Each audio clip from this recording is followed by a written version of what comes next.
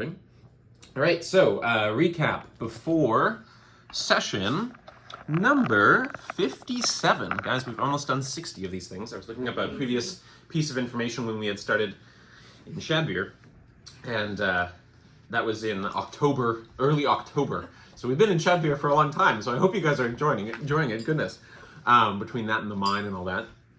But anyway, recap before session 57. It's about before the midday of 26th turning, 3rd shard. 4 days to the Lord Bright League's first inaugural event. But we can't dwell on that because the party has plenty to occupy their mind at the current juncture.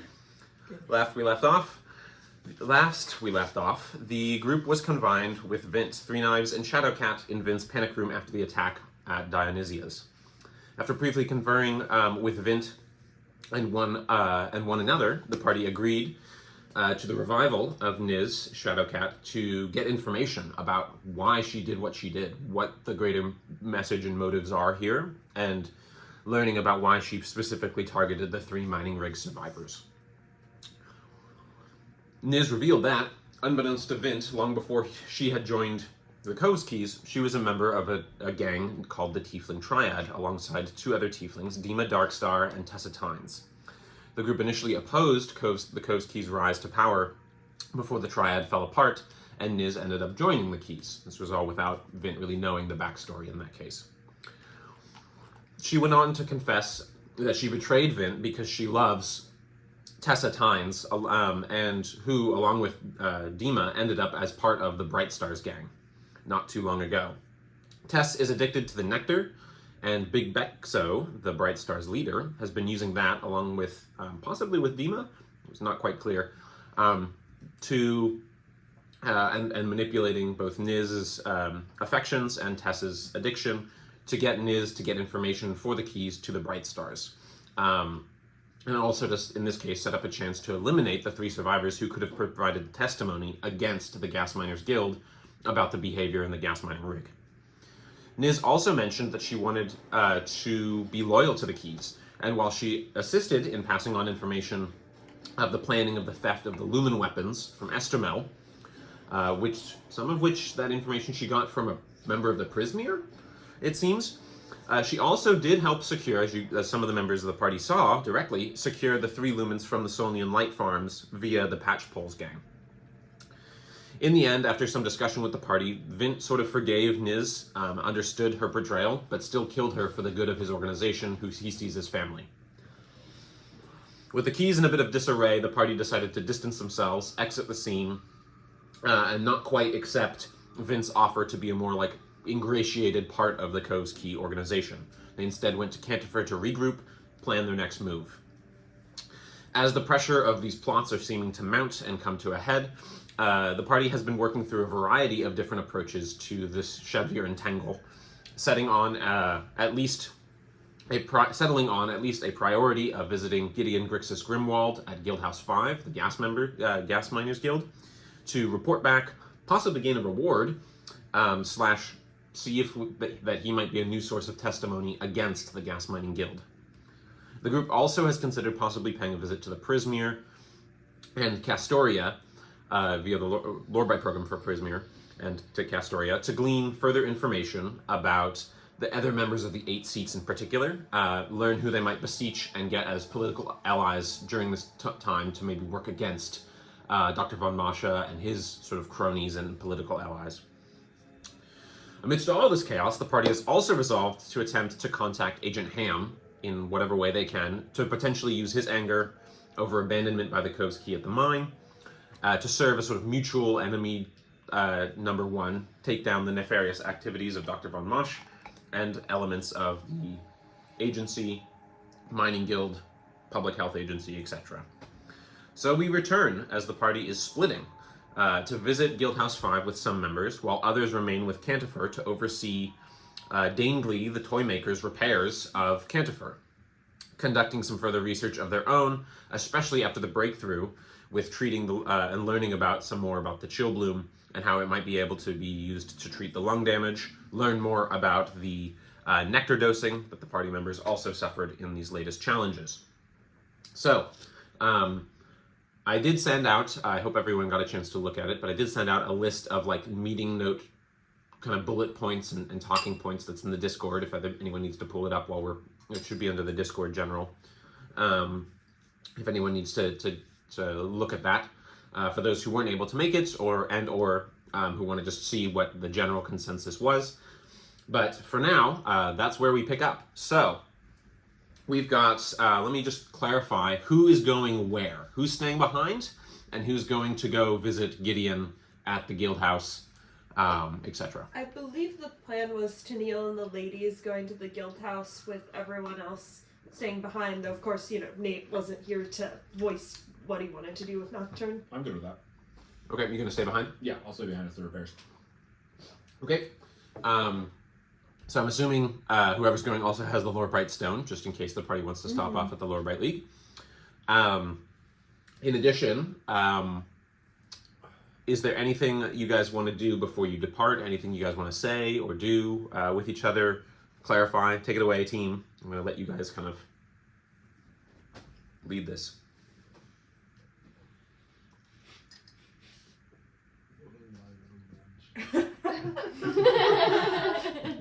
I think last session Tennille gave Renastus a hug and reassured him, and just kind of returning to that, he'll kind of look at Renastus and just we'll fix this. We'll figure it out.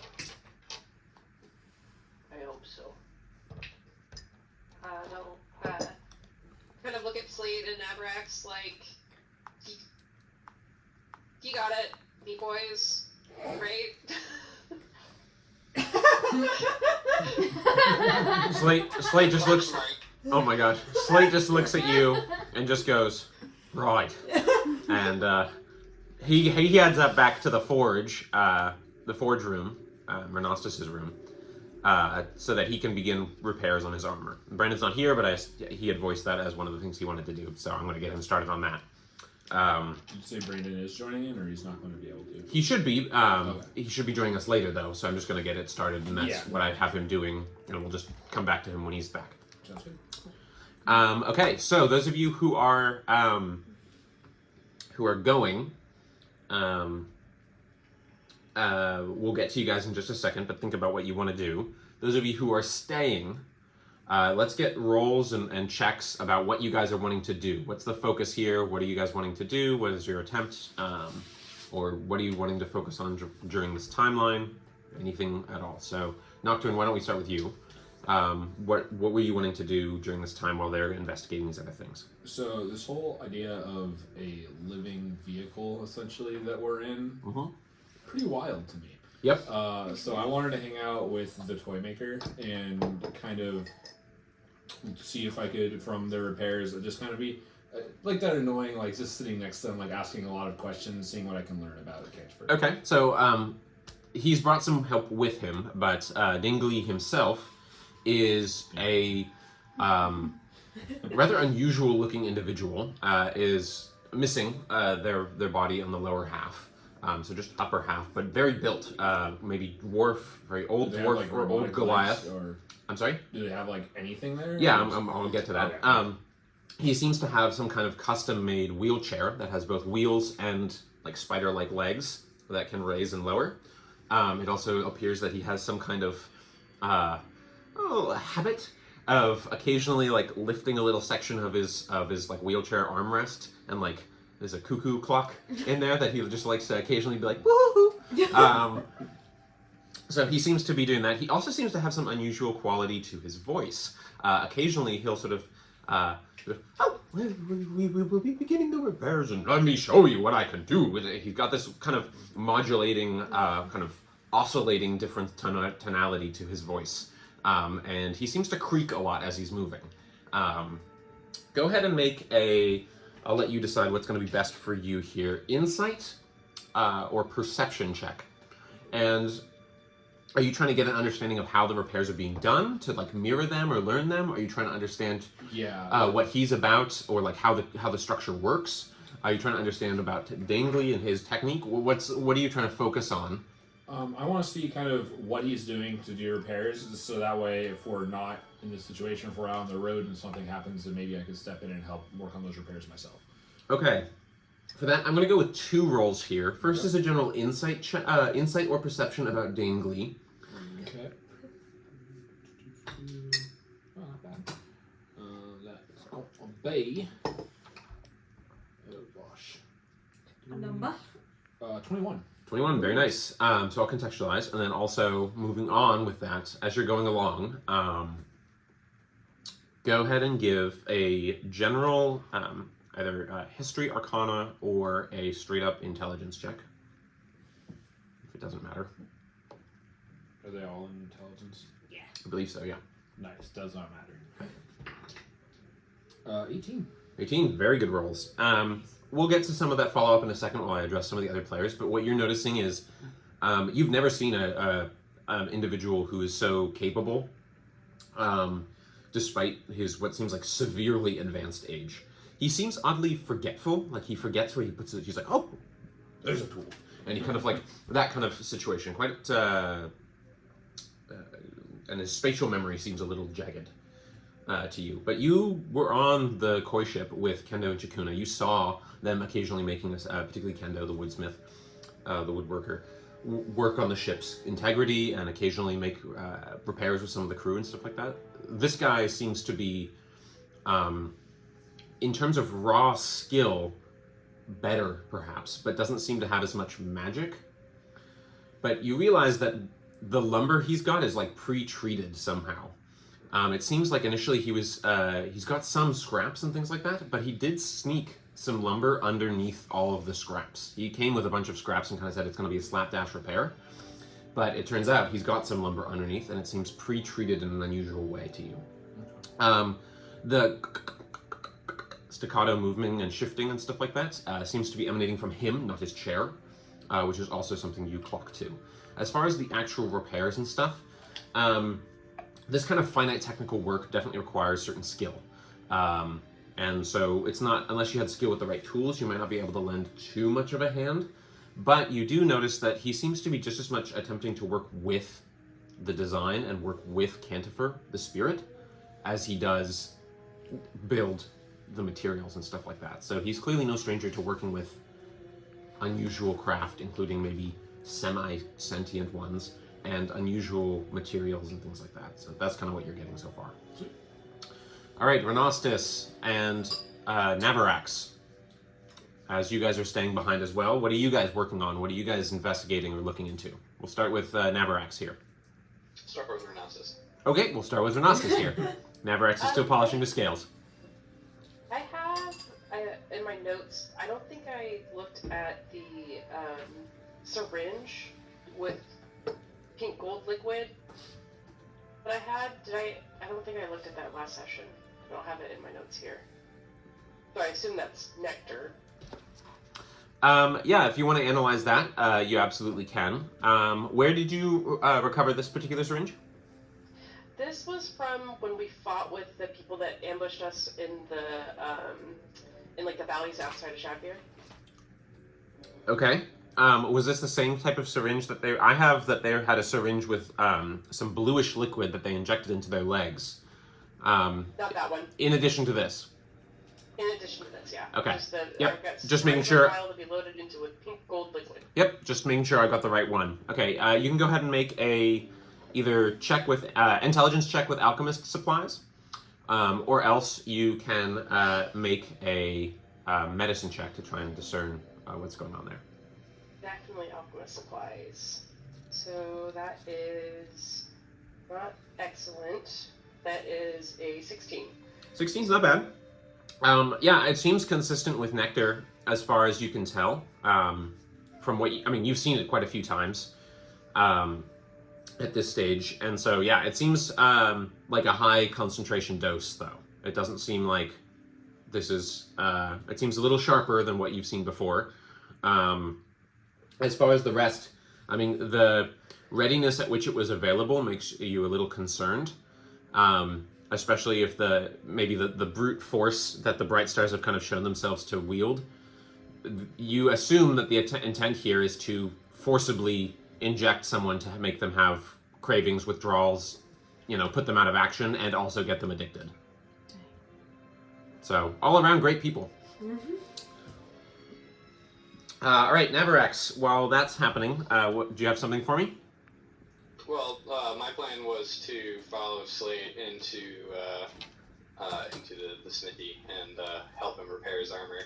Okay. I was more like, I wonder if Brandon will sign on in time, but I Um, don't know if you just want to wait till he gets on or what.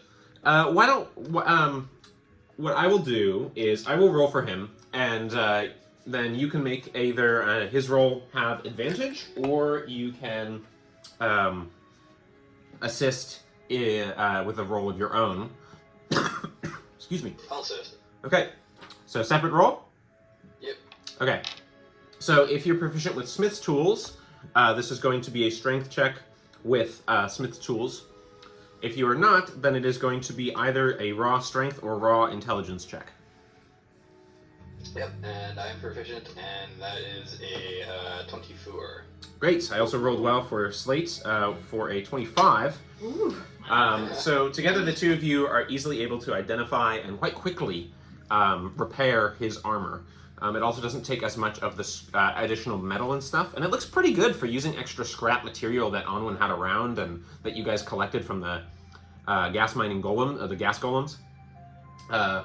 The gear seems pretty solid, and what you're noticing is occasionally, as Slate's hammer strikes, you see a little bit of a glow underneath his clothes as he's doing it, and you're noticing that the seams seem to almost be like the metal where he's got it hot and he's trying to do that. It almost seems like it's moving on its own to knit together. So that's kind of what we're focusing on there.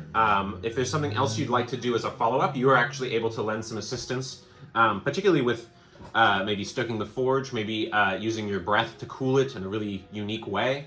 However you decide you want to flavor that. But if there's anything else follow-up you'd like to do, I will say, at least in game terms, that did not take as much time because the two of you rolled really well. So, yeah, just imagine like him and I like bro talking and just being like working the forge and being like, oh, when crap, I can't remember my character's own name. When Anwin and I were working to repair my armor, I've been proficient with the smith's arts for a while, but she's always teaching me new things. So it's good to put that to work so soon. Right. Agreed. And he gets to work. The two of you get to work. He provides idle chatter, but you see he's unusually focused, almost to the point of like exclusionary fixation while he's doing this. All right. So while all that's going down, if there's a bigger major project that you guys want to work on, I'll kind of jump back to you guys. But those are the things I'm having you research, or that you've told me you're researching while this is happening. Party going over to the gas miners, Guildhouse 5. Members of the party that are doing that. Woo. All of you guys are able to get on the lifts outside of Trash Town, and you discover that there is a lift fee that seems to be implemented here. It is 5 gold a person. Oh my goodness. Spicy. Spicy. All of a sudden, I'm glad I stayed behind. Tennille will let out and use party money for that so that we're not Okay. breaking ourselves. Thank you. You hear the guy do it. Enjoy your ride. You guys ride up the space. Yes. And you head up to the appropriate tier of craftsmanship and such, and businesses. I believe that I have it as the, let's see, we've got the tiers, and I need to look at which tier I have that in. It should be in tier number 5. Yeah, merchant stage. So, following the various normal pathways you've done before, this is sort of the more active area, but the guild houses are obviously very easily noticed with their delineating numerals, and the pumping bellows and leathery looking bladders that you guys are now all frankly way too familiar with for comfort. But you are able to head to the space. You see that the double doors marked with the V for 5 are guarded by what you saw before last time you were here. The sort of gill apparatuses set on their very swollen necks. They each have a staff capped with a glass orb holding a navy black cloud of mist inside, which obviously you guys clue to is a little bit more overtly threatening than last time you guys saw it. But it appears that fortunately one of the people on guard recognized you from last time and ushers you in as you just hear, "You are expected."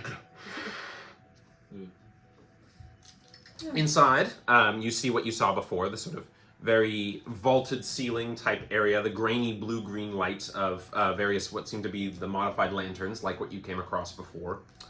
You do see what seems to be a section that you didn't quite clock before or make a notice of, but let's get some general perception checks from everybody while we're before I hand out information like candy. Just pretend it's Halloween. King-size bars, nothing less. All right, Flo, how'd we do? There's gas. Yeah? Is it inside too? Yeah. Okay.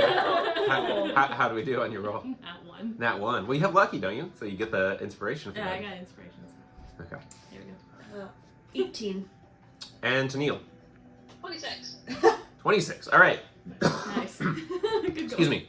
Yeah, the two of you are able to clock a couple things. It's easier to make sense of what looks like a vaulted off and suspiciously temperature controlled, judging by the pluming breath of the people you see going in and out. But you see the telltale shimmer of what looks like some ice garden, like in a vault space, as the door is being swung shut. And you see inside what looks like a few chillbloom lotus flowers there. So it seems like they are at least attempting to help cultivate it or having a stash on hand. So clearly, Tennille, marrying up with your understanding of how the chillbloom clearly is associated with maybe treating some of the inhalation, delaying it. So it maybe stands to reason that's the case. You see the same sort of pipes networking across the ceiling and floors.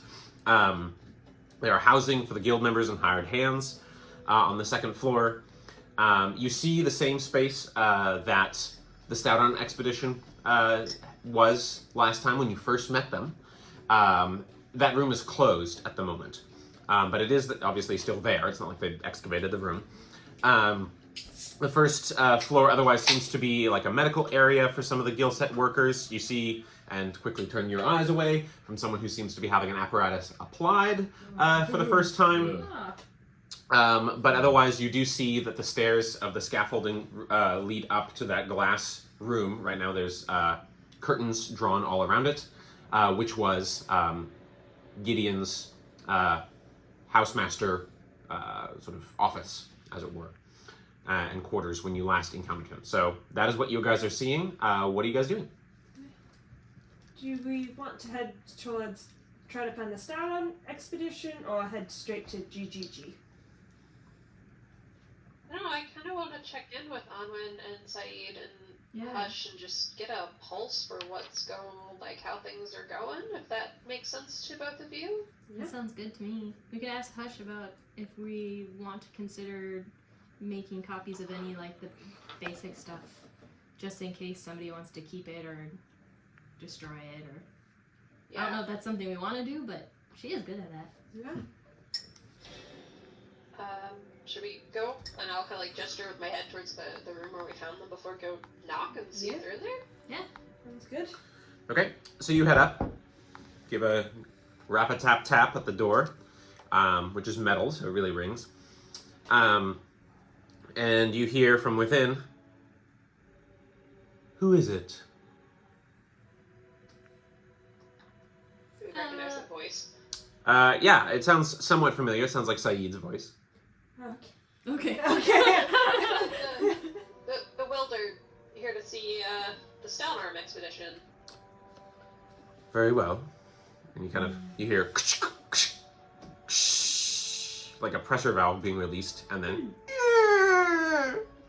door slides open, slides on like side sliding rails, and you see small room, bunk bed, slabs of metal or stone with characters resting in them. Unsurprisingly, Hushed Breath is kind of doing that thing where she's lying and pressing up pages up against the bottom of the upper bunk and just writing, scribbling. Her quill is like waggling in her face a little bit. Is she chasing the feather? She's pretty preoccupied, but it does seem like her tail is switching in the same motion. Onwin seems pretty preoccupied with some kind of project she's working. It looks like she's polishing something quite small. And Hushed Breath stands and... Sorry, Hushed Breath. Saeed is standing there at the door. They're all kind of looking a little haggard and wary. You can see that weapons are out. Not in hand, but are all within like arm's reach of everybody. Tension is clearly... Hackles are raised, I would say. Saeed says, "Please enter, let us talk in relative private." Ooh. We enter. All right, so he shuts the door and he puts what looks like some kind of pressure cap valve and twists, and you hear... That's new. And I'll point to the door. Install. Yes, the Guildmaster felt that it was a necessary precaution. What has happened with all of you? You seem different. Different? How? Troubled. Oh, yeah, that's pretty par for the course. That's different. More than already we were. In a rough turning. Our arrival didn't go as we wanted. Indeed. Very well, I suppose. I imagine that we might be able to lend some assistance if there is some to be made. Are the repairs going underway as Onwin arranged? Yes. Hi, good. I've almost got a little bit of a project for you, Missy. I'll be having it for you ready in a minute. And she gestures to Flo. And at this point, Hushed Breath is like, yeah, so much has happened. There's a lot of different things that have been going on, and I'm pretty sure that we should be suspicious of everybody because nothing's going on as we according to plan. And everyone seems to be up to something, and something's going on, and all the guards seem acting weird, and all the Dust Devils seem acting weird, and all the people that we wanted to talk to are acting weird, and I'm still not allowed in the restricted section. Yeah, I'm working on it, Hush. But yeah, we noted that the Dust Devils, some of them are maybe, and Neil like drops his voice and kind of whispers like, they've been flickered, and we're trying to figure out what to do. What we were hoping you could maybe shed some light on what's happening here. Well, I suppose I might be able to lend some assistance. To my knowledge, they have not been flickered so much as augmented in some way that seems to have changed them. If they are flickered, it seems that they're in far more control of their prime function as we have not seen in others. They're less overtly aggressive, at least. Look to Hush. Are they like the foreman in the mine? He was still in control. They don't seem to be like the foreman. The foreman seem to be actually flickered and going a little crazy. These guys seem to be, I don't know, they're still really quiet and stern and everything like that, and they still seem to be operating on their normal duties. They just don't act and behave like humans normally do, or humanoids, rather. But I had a close enough time. No one will let me close enough to inspect them and give a thorough analysis of what they look like. Obviously, I haven't seen them without their masks either. But we've done some reconnaissance on this side, and I've noticed that a few things seem to be off about them, like they never stop to eat or drink or poop. So that does seem to point to some unusual kind of augmentations or behaviors. They also seem to be not, as I said, not sleeping or taking rests. They seem to be far more stimulated as far as we can tell. there have been a few increased arrests as well as a result, and so I'm not sure exactly how that's linked into other things, but no one of major prominence that we've been able to notice. But it seems that some concerns are leaking around that there's traitors within the ranks and that outsiders are no longer welcome, and so we are at the moment staying low and recording other information so that we might be able to have a chance to overthrow whatever's going on / help whatever we can. But I'm not sure if we're ready for a full direct confrontation. So whatever I can do that will help on the let down low, I'm happy to do. Cool. We were actually, Ren, Flo, and I were talking about you maybe. We've got a lot of like basic information and documents, but we've been told if we give those documents directly to people, some might disappear. We were wondering if you could maybe make some copies of documents. Oh, I'd be absolutely thrilled to do copies. Copies is one of my favorite things to do beside research. I really like doing copies, and I'm very good at doing it. I can do multiple copies at the same time if you want. I can write with my left paw and my right paw at the same time. So do you want multiple copies or just one copy? I mean, if it's gonna take you the same amount of time, might as well get 2 copies. And she says, "Oh my gosh, it's so happy I get to do this trick again." And she just like pulls another quill that's like equally elaborate, and she like she's unsheathing a weapon. She's just like, whoosh, and begins. She's like, "Okay, what information do you want me to copy down? Can you give me all the things? Is it done in nice penmanship? I hate bad penmanship." Presumably, we might have brought the documents with us. I Yeah. feel like Tennille has had them on his person since we got them and has not put them down. Okay, so what documents are we turning over here? Not the golem. Yeah, not the one that No. makes people go crazy. We destroyed the golem schematics. That's Yeah. right, that's right. Oh yeah, we threw it in the forge. We have the secondary mining ledger, Yeah, I was gonna say, like, the ledgers at least. the secret ledger, and Lena looking through her notes. I feel like we also had a. One moment, let me pull that up because I have my computer in front of my face. There were some other like schematics and notes. I guess, just speaking out loud, I don't think that we wanted to share anything that incriminated Cargrim. Mm-hmm. Right. I vaguely remember that was something that we were. Yeah. We don't have... wanted to make sure that was Yeah. not something we did. Yeah. I would say none of that information, but at least, like, activities in the mine and ledgers and stuff might be nice to have a couple of copies. Yeah. So can you elaborate what you mean by activities in the mine? Like a daily log. Okay, so a log of what went down, like your guys' perspective.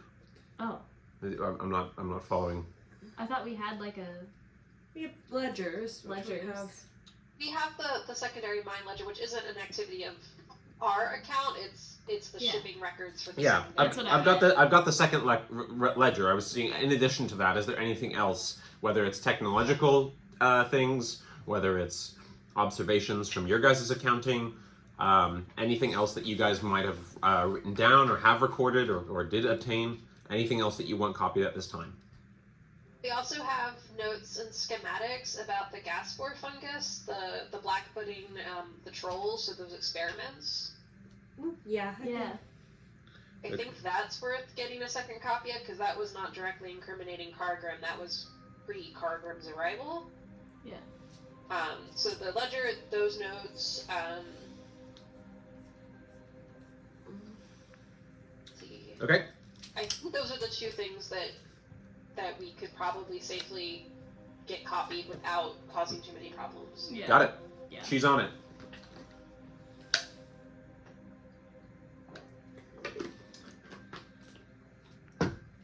It's quite impressive.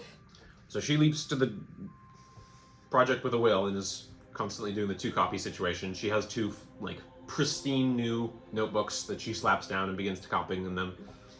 And she seems to be quite good at organizing the material, which is obviously haphazard. And she's like, bad scholarship. And she's kind of making little commentary, but doing an excellent job. And you get the sense, she says, depending on the length of the material, I should be able to get everything ready by the end of next turning at the latest. Kind of next turn. Okay. Next turn. At the latest. At the latest. Are you sure you're going to be safe with holding on to these? I don't want to put you in danger. I don't think any of us want to put you in danger by leaving this with you. She sort of starts to talk, and Onwin's like, I am thinking that we'll be alright. We might be able to handle ourselves here in this little bunker, as much as I hate staying put without a forge to work at. But I might say that the housemaster here has a few things to say to all of you and would like for you to meet him. But I also would caution that there might be a few turns of event that might be coming around the bend, and know that we are happy to help in whatever way we can, but I am thinking that the best thing for us to do is make use of the housemaster's protections and do what we can to administer additional records and work on additional projects, as well as recover. That sounds ominous, Anwen. Well, I just mean that I think it's best for us to be set for whatever might come, and if we are able to assist in any way with forthcoming endeavors, let us know. Oh, and to that, she kind of pulls a drawstring and hands over a new set of what looks like 20 very nice Onwin brass bullets for your gun. I'm sorry I didn't have more to work with last, but I wanted to make sure these were nicely polished up. You might notice that there's a little bit of a surprise in the satchel as well. Ooh. Something of my own devising I wanted to try, but you'll have to give it a whirl and see what it does for you. Can I look in the bag? She says, just don't undo it here. Just don't undo it here. Oh. And it seems like she explains to you. Yeah, she explains to you that basically she's got some kind of a material that seems to cause water to like thicken into instant mud, and like start really hardening. So it's some kind of material. And she said, "I thought you might be able to use it, given your specialty with the waters and the seas. Yes, if you can work them together, just spray this or sprinkle it. You might be able to fire it from your gun. I don't know. I haven't had a chance to modify that kind of mechanism, but I could work on it if you gave me a chance. In any case, if you're able to do it on some a patch of water, you might be able to turn it into something a little bit more solid, a little bit more. If enemies are wading in the thick of it, good thing to do to slow them down." Ooh. Oh man, you're so great. A little bit of a dwarvish secret. Don't tell. Your secret's safe. But Hush Breath says, "Indeed. Well, I am gladdened that you are all. I assume the rest of you are well, as well, even those who are not present." It's yeah. As well as can be considered given the circumstances. Sometimes that is all we can ask for, and I'm gladdened to hear it. I would very much like to speak to Navarax before he departs the city when the occasion arrives. If We'll let him know. Very well. we're able to, unless we have to leave the city short notice, which is entirely possible with every turn of events. Yes, on that note, I believe two things were mentioned in the list, which was attempting to get some kind of at-the-ready exit strategy from Vint, and also to attempt to contact Agent Ham, possibly with Tennille's sending, if Tennille can do that. So just wanted to put those on the radar. Mm-hmm. But you can see that Onwin seems to kind of sit up and kind of nod to Saeed, and you get the sense that they're taking watches here. They're not being super relaxed about the protection that they have here. So with that, is there anything else you guys wanted to say? If we talk to Gideon, is there anything we should know before going in that room with him? You know what we saw.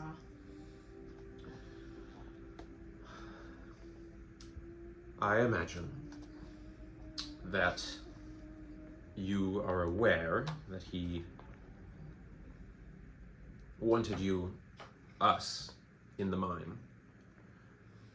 I imagine that he is the sort of man who shifts with the tides, as you might say. He will undoubtedly find a way to profit from whatever circumstances arrive at his shores.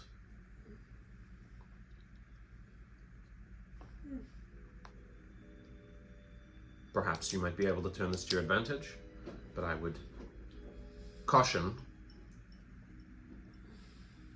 against outright antagonism.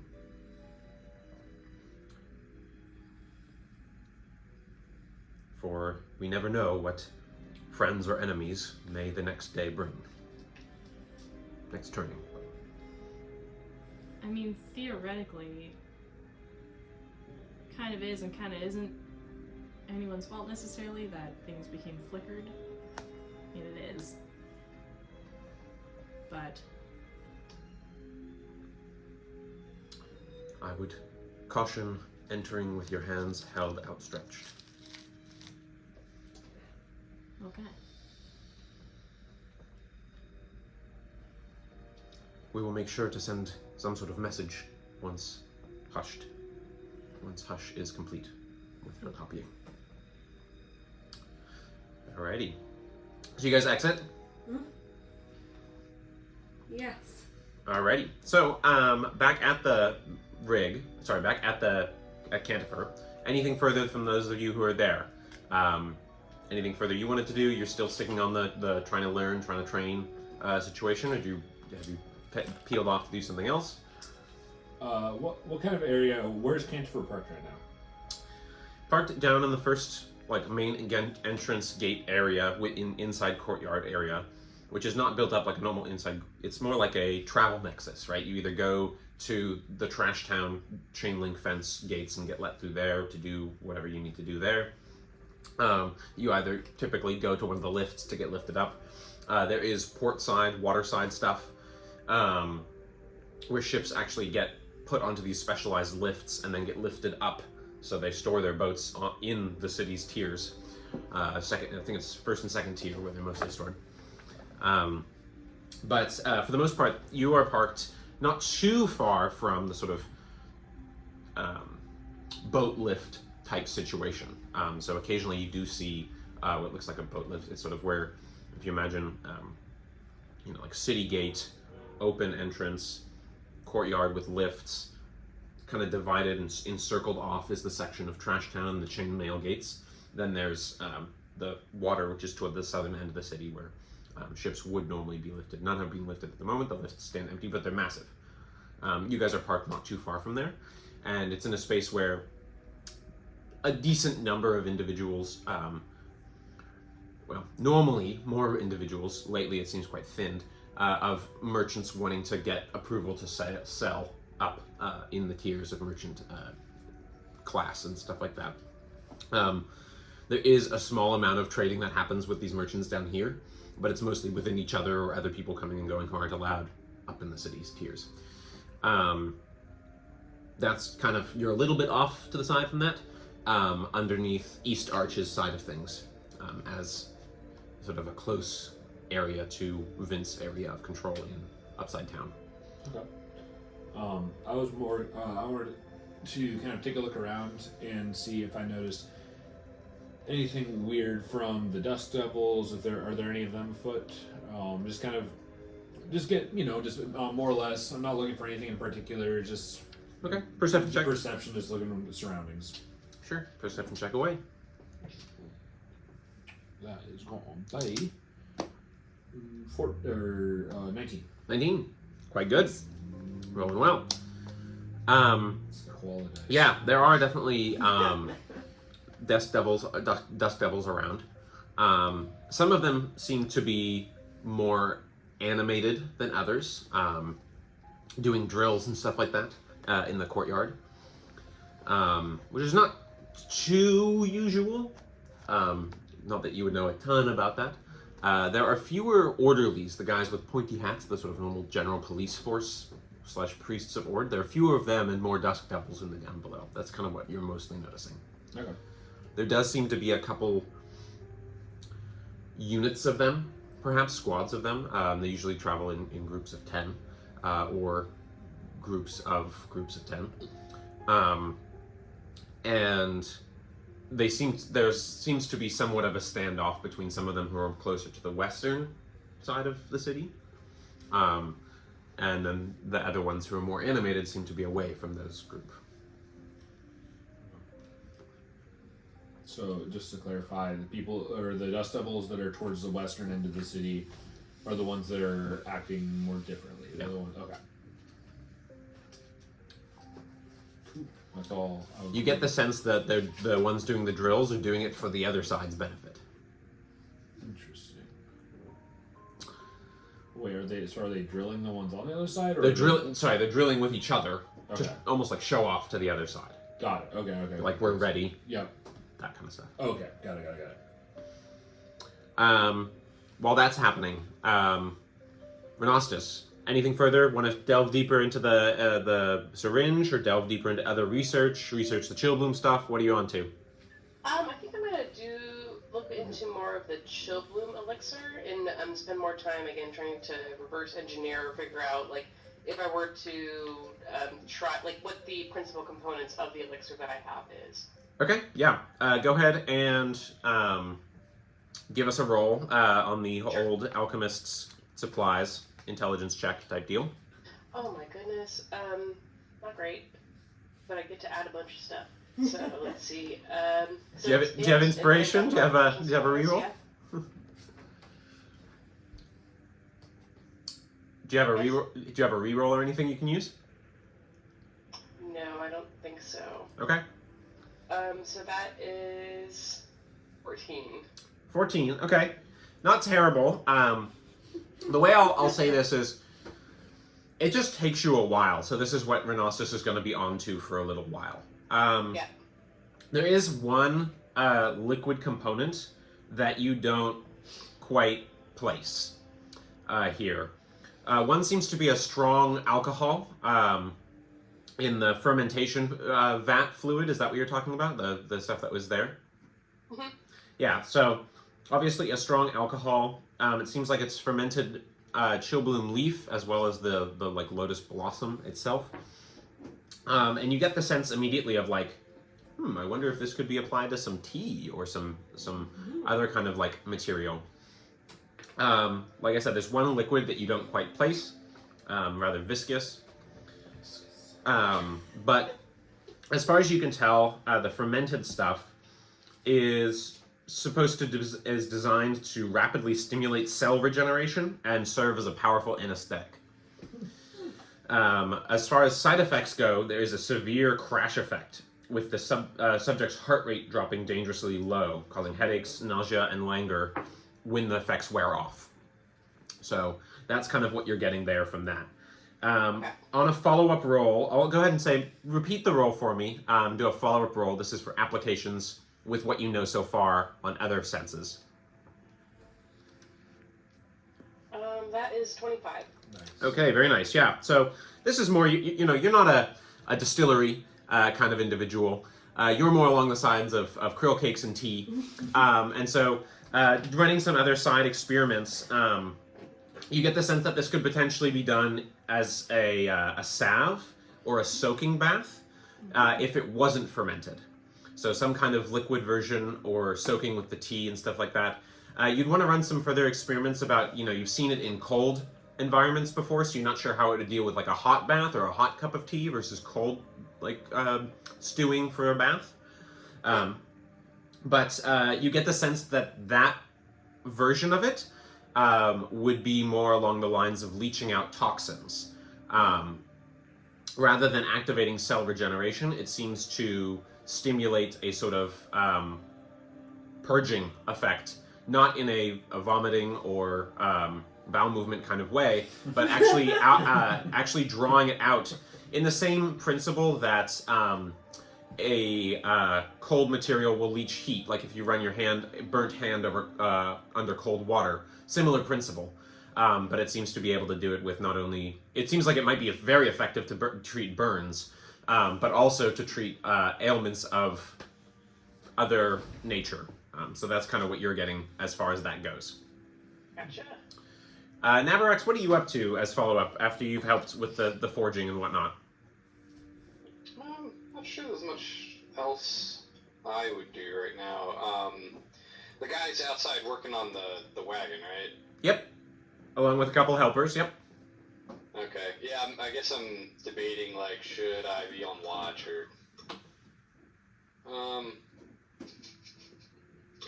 Now I'm kind of imagining Neverax going outside and just being like that weird homeowner that is just like watching the contractors. But yeah, so let's do that. I'm just gonna go. Neverax is gonna go sit out and just kind of look around and Hoots, you're out there, right? Yeah. I'll see you come out and I'll just kind of like pat on the. I'm just kind of perched up on top. I'll pat on top of the roof next to me if you want to take a seat. Oh, very good. And he'll just kind of like leap up and like grab a claw and just like pull himself up and just come to a sit. I will attempt to hoist you up, but you feel literally nothing as if I'm not there. Go ahead and make a perception check there, Neverax, please. I assume you're watching more of the builders in the building? Yeah, I'm just kind of making sure nobody's like sneaking up on us and that maybe nobody's like stealing anything. Just, you know, kind of on edge right now with how the soldier, or the Dust Devils and stuff were acting when we got into the city. So Sure. Just keeping an eye on things. So that'll be a 17. Okay. Yeah, you notice, so, not in terms of theft, and you also don't notice anyone, like, creeping closer or anything like that. Nocturne can probably help point out some of the unusual nature of the sort of battle lines within the Dust Devils being drawn and showing off in that way. But one thing you do notice is that, at some point, you see Dangley, his chair kind of like extends his spidery like leg protrusion, wood metal leg protrusions, and you see him sort of rummage quite deeply into the like innards of the wagon space where this like damage has been happening, and you see him produce and actually remove one of the like he's like twists off and twists off one of the like legs of his chair, and begins seeming to like add that into the like thin slot where he's working. So you see him like actually put that into the section. Generous of him. Yeah, just kind of like lean a little bit towards Nocturne and just kind of like I can really appreciate an individual and their craft, and he seems to be pretty good at it.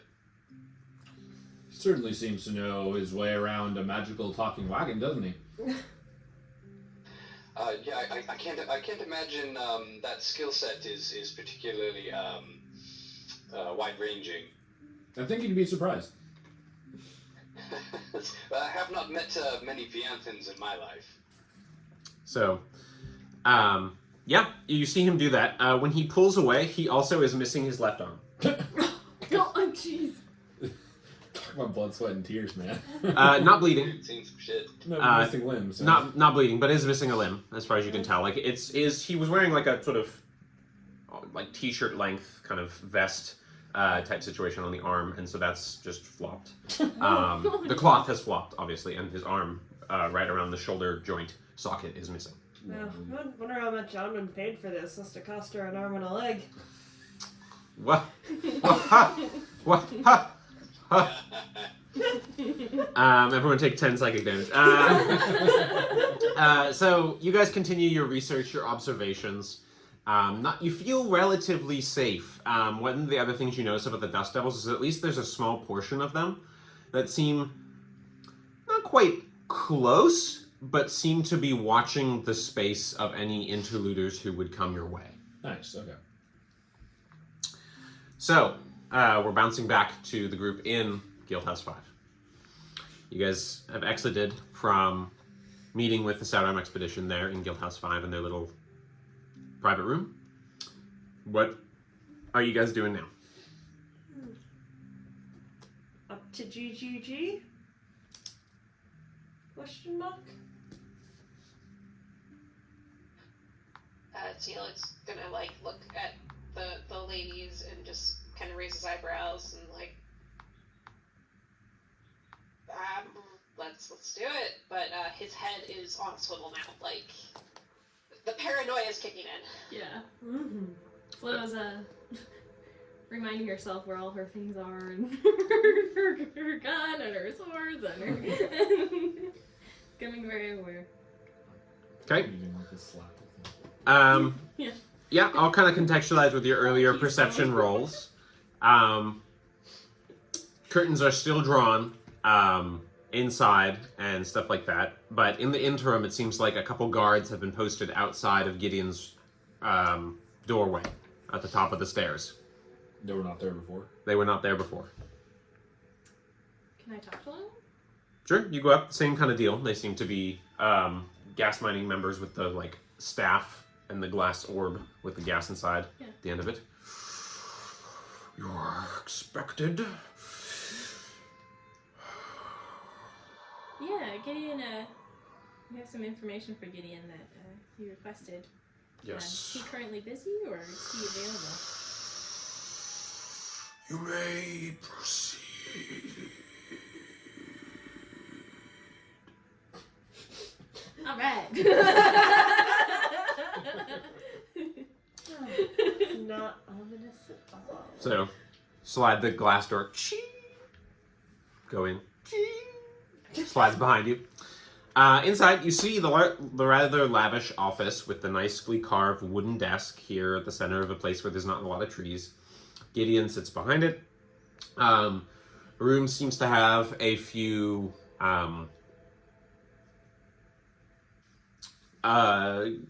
just general knickknacks and stuff, and some ledgers and books and notes and things like that on his desk and in the shelving behind him. No obvious weaponry, no obvious interior guardsmen, no obvious, extraneous members or anything like that. But you get in, and Gideon, of course, he's not quite as corpulent as Silas Satorum, but he's got some husk to him in his form. And he's got kind of a rather veiny and multi-flabbed neck. He's got a few chins, for sure. But otherwise, he doesn't seem super outsizedly big. But he does have, and he has a very small breathing apparatus. It's just over his nose. So his mouth is open, and he seems to sort of be muttering to himself, and he looks up. Ah, you returned alive. How? Well, imagine that. Was that not expected? Well, one can never be too sure what can happen in Gloomvale, and I heard such terrible rumors about what was going on in the mines, and I trust that you had quite a explosive foray into our territory as you were investigating. I do not recall seeming to ask you for the mine's destruction, so I'd very much like to know how that happened. I mean, first off, it was already partially kind of destructed. There's tons of places that caved in and like gear that wasn't doing super well. He's writing and making notes while you're talking. I mean, we tried going multiple pathways and many ways were blocked off or completely filled with gas, so that's not great. Indeed. Carry on. I'm gonna look over to you guys. It was flickered. The mine had been flickered. When Aneka says that, like, do I pick up a surprise or shock or like? Make an insight check. Yeah. But what I want to know if he already knew this. Yeah, 15. He's a hard read. Not sure, but he responds saying, "Well, that has been known to be a hazard of extended mining operations, as I'm sure you discovered. But in any case, I'm glad that you returned alive. I suppose we might be able to strike some sort of new arrangement, given all the activity that has been happening in the therein. and the synths. But one is wondering, where are you standing now that you have a bit of a sense of this danger that we deal with? Not quite so simple as the north with all your lovely light to be farmed and whatnot, is it? In any case, I would very much like to know if you're interested in pursuing further work for myself. As for your reward, well... Did it get blown up? One has to say that I would rather provide new opportunity to earn it, since the first opportunity did not go so smoothly as we might have expected. I think, you know, we're just a partial representation of our group. I think before agreeing to new work, we'd have to discuss it over with them. Well, it's good to have people present. I find that having individuals present is very valuable when you have many things to discuss, and I'm sure we do have a few things to discuss. And you see him reach under his desk and turn something, and you hear and you see the panels on the glass on the inside seem to turn around and seem to, or flip in some way, and seem to turn black. There's still light in the space. I apologize for the theatricality. I just want to make sure that we are speaking without unwelcome ears. So many to be heard around such treacherous games, things and going. You never know what might come up. But as for new work, new discussion, I'm interested to know, were you able to encounter the missing member of the Stoutholm expedition? It sounded like that was where he might have been, and you were interested in finding him on behalf of some of your allies, and I'm curious if you were in success for that sort of endeavor. He was crushed beneath the rubble. Oh, well, I'm very sorry. That does happen with collapses. Was it something you had caused? Hard to say. Hard to say. Now, that's very funny. Since you were there, I imagine it would be rather easy to say, but perhaps the trauma is just too near and difficult for you. I understand that that can be a weakness of those who have attachment problems. But in any case, Oh, dear Lord. I'm wondering how we might be able to come to a new arrangement. Perhaps you can bring the information to the rest of the members of your party, and then we all can come together and be close comrades in moving forward in business. Sounds like a swimming idea to me. What do all of you say? Will you at least hear my proposal? Will it involve more flickers? Well, I cannot say that I can always control the flickers, certainly not. In any case, there are many times when flickers just happen, and what are we to do about them but manage as best as we can? And here you all are, alive, having managed. So, bravo, well done, nicely played. I do regret sending you into such a dangerous environment. I just simply regret it. But you all emerged. Insight check. Go ahead and make an insight check. He sure seems like he's... Nat 20. Well, he obviously has no remorse whatsoever in sending it to you, and you get the sense that that was part of his plan, was sending you into danger. This guy clearly plays all sides, and he also seemed to have contingencies in place for various environments, is the sense that you're getting. Like, he always has a backup plan. Okay. So, do you say anything in response? Have you picked that up? It's not what that's internal.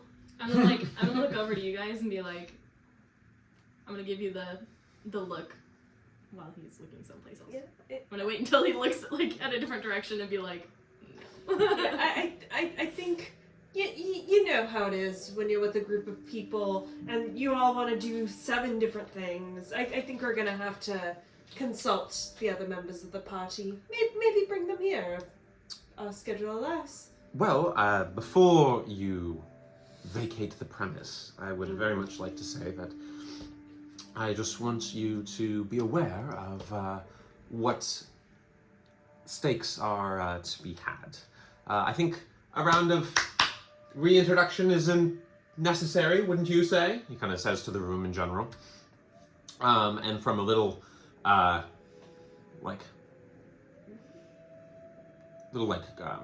door opening that looks like it was concealed as part of the back part of the office, a little secret door room opens, and out comes a familiar dwarf. Agent Hammering steps forward, and he says, No! "It is truly an interesting experience seeing all of this play out. I suppose that this moment was very much inevitable, unfortunately for me.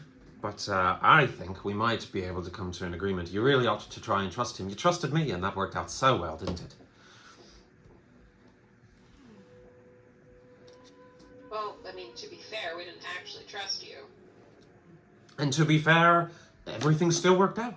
Perhaps we can still keep with this not exactly trusting one another and work towards a mutual goal.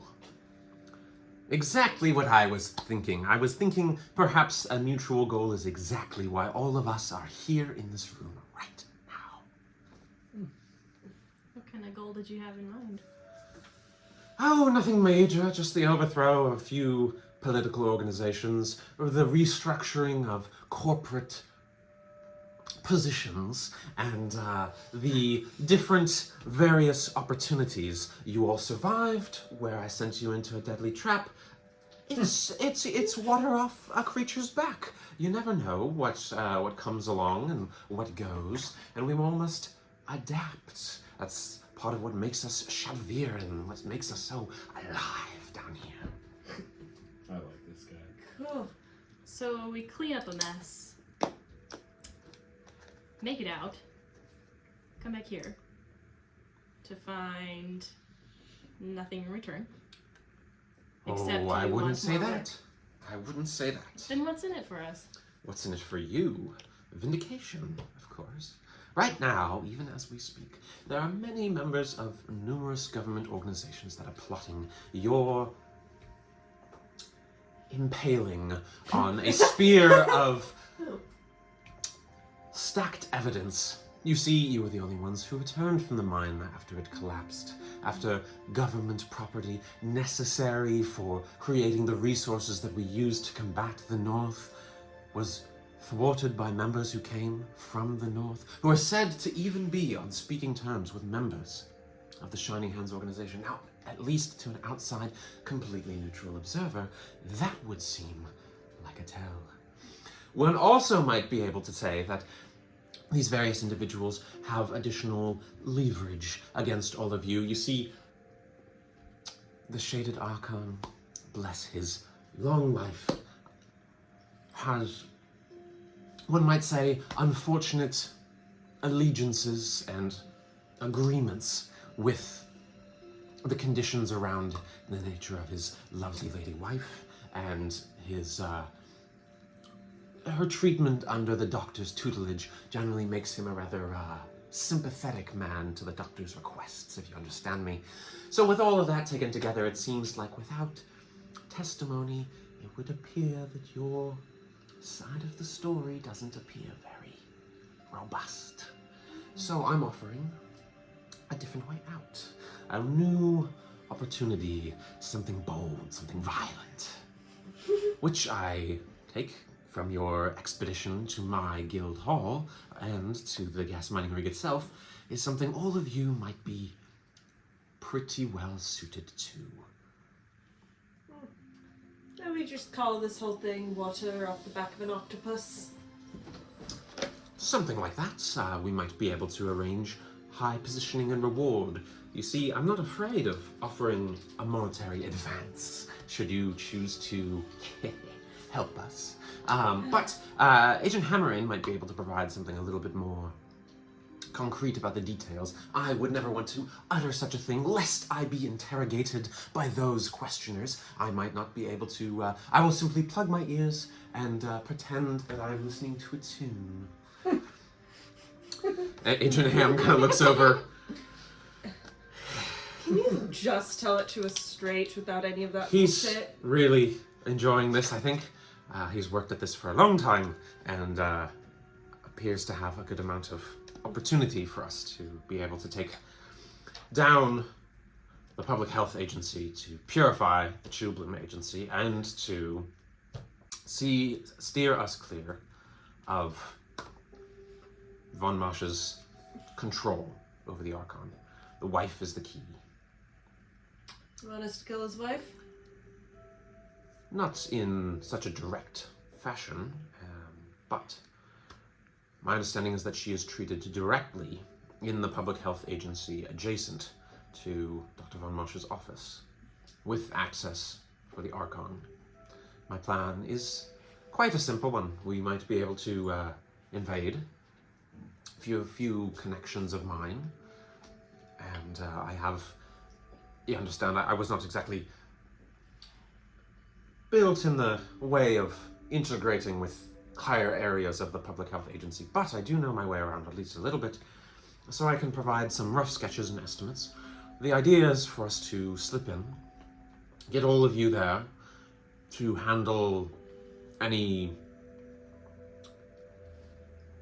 less natural guarding, shall we say.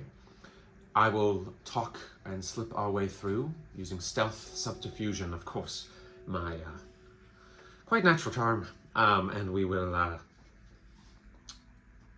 get me to the wife, and I can make it look like Dr. Von Mosch's treatments, the side effects sadly caused her to just slip into a quiet demise. Not only will it certainly turn the Archon angry, he may just oust Von Mosch on the spot. But should they have downfall, of course, that would give an opening for all of you to help eliminate some of these nefarious moments. And of course, I think that each of you might be well suited to dealing with some of the more aggressive obstacles, though I suggest that we avoid too much of an overt confrontation. I am assured that there are additional sources that some unnamed party within the gas mining guild might be able to vide around Silas Satorum selling under the table and having more additional mining activity above the legal limit. These taken together might be an excellent combination of the two downfalls of the current infrastructure around the gas mining organization, and of course the delightful friends that we share in the Chillbloom Agency. Cool. What happens if we say no? That is your prerogative. You wish to roll the dice on your alternative plan. You may do so, I suppose. But I wouldn't say you have much time. Can we go one God's damned week without being blackmailed by someone? Oh, I wouldn't call this blackmail. They never do! I'm only saying, I am not going to do anything. I don't need to do anything. From the outset, all of you seem to have done enough to make it look like you are the enemies.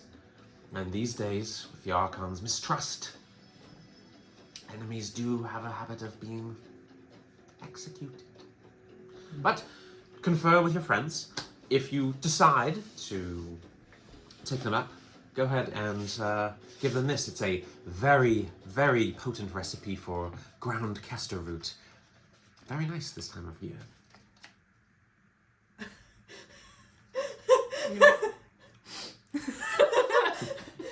Just a recipe, my dear, not actually anything of untoward nature. Sorry. Is it ground castor root? Ground castor root, Kester. Can I quickly, like, inside? Like, just like, Sure. is it actually like a root in there? No, it looks like it's a piece of paper Oh, inside. recipe, recipe. It looks like it's a piece of paper It's a inside. Yeah. Okay. Hear me out here. Isn't it Kester like? Isn't ground Kester root kind of just one ingredient? I guess that it's not actually a recipe for ground custard root. It's about the process, my dear man who's not actually here. Yeah, like my friend Nocturne would say, isn't ground castor root just one ingredient? It's the grinding process is very delicate. Mm-hmm. Well, I think we have a lot of friends that enjoy recipes and some who aren't good cooks at all. I think we should go talk to them. I think that sounds good. Do not tarry. We will be in touch. I do like the props, Nicholas. Thank you. That's cool. Very nice. And there is a note inside of it. Oh, wow, okay. I thought that was just improv on Nicholas's behalf. No, Is it no. actually a prop? Yeah, No, it it says ground it says castor root on the end. Oh, wow, it does. Okay, cool. Wow, excellent. Well, for now, as you confer with your allies, I wish you haste in your decision making, and know that however things turn out, you can always do with a few more allies. Allies are very important, and if you know of anyone who might be aligned to our theoretical arrangement, and you want to bring them into the fold, let me know. Ta-ta, Beewildered. Yeah, you see like a few like sparks of electricity come from Anetka's hand as she's just trying to keep it close to her side. Neo grabs her hand and grabs Flo's hand and like marches them out. Yeah, of the yeah, room. yeah.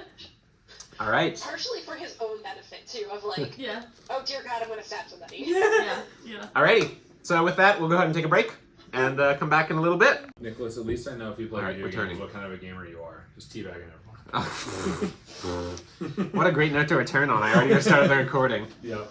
Okay, so the team has received some new pieces of information given where Agent Ham is being sheltered and what Gideon Grixxis Grimwald is up to.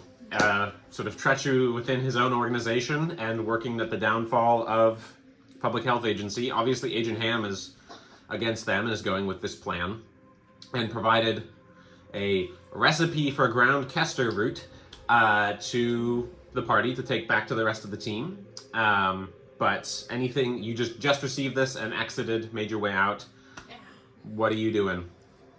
Those of you who are in the guild house. Tennille's gonna suggest that we actually drop by Brimbeard's for a brief moment. Sure, I mean Yeah. we did pay for the room, might as well use the room. Okay. You exit the guild hall and head over to Brimbeard's, noting the sad lack of twisty buns. And numerous other shops and stands of outside traders and merchants seem to have recently closed quite rapidly in the recent times. Brimbeard is there. He seems to be very busy and fussy. His place is unusually kind of smelly and a little bit more dirty. And he seems his one of his beard braids is like undone, and he's a little bit more. What can I do? What can I do for? It's good to see you again. All right. Hey, Brimbeard, do we still have our rooms that we bought? Yeah, I think you paid for the turning and a little bit more, so you're good. Did I have any messages come in? I sent a message yesterday. I didn't know if I got a response. Who did you send the message to? Tennille sent a message to Castoria. Okay, and that was a message entailing what? Just saying we've returned. We're at Grimbeard's hostel. It was a very basic like we're back. Kind of Okay. message. Yep. I just didn't know if you were referring to also about any messages to Galen. Let me check. I haven't been able. Sorry, I haven't really checked. And he kind of turns and looks through a bunch of different cubbies. Oh, yes, there is one. It looks to be just a simple little note, and he holds it out to you. He like splashes some tears on it as he hands it over. Buddy. Um, Hug him. It appears to be a note from just signed C at the end, but it just says expecting an update. So lovely.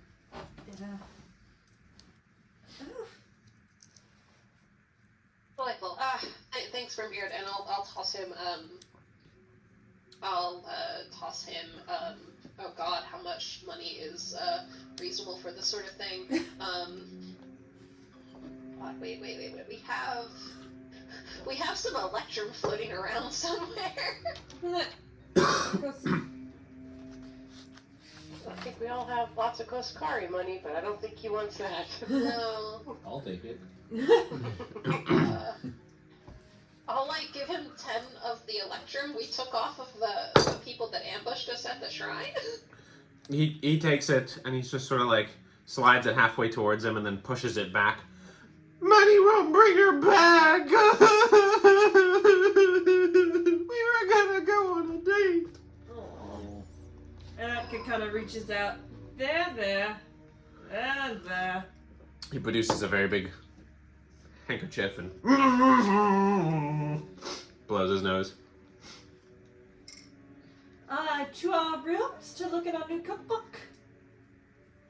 Yeah, I wanna do some investigation on that cookbook though before we take a look at it. Looks like it could be really interesting, really spicy. Yeah. Okay, so you get to your private rooms. Go ahead and roll investigation. I'm assuming you're going to look for traps or something like that? Sneal's gonna hard cast detect magic. Okay. And once we're in the room. Okay, yep. No magic. Well, Okay. while he's doing that, can I check for traps? Sure, investigation check. Invest in it. 6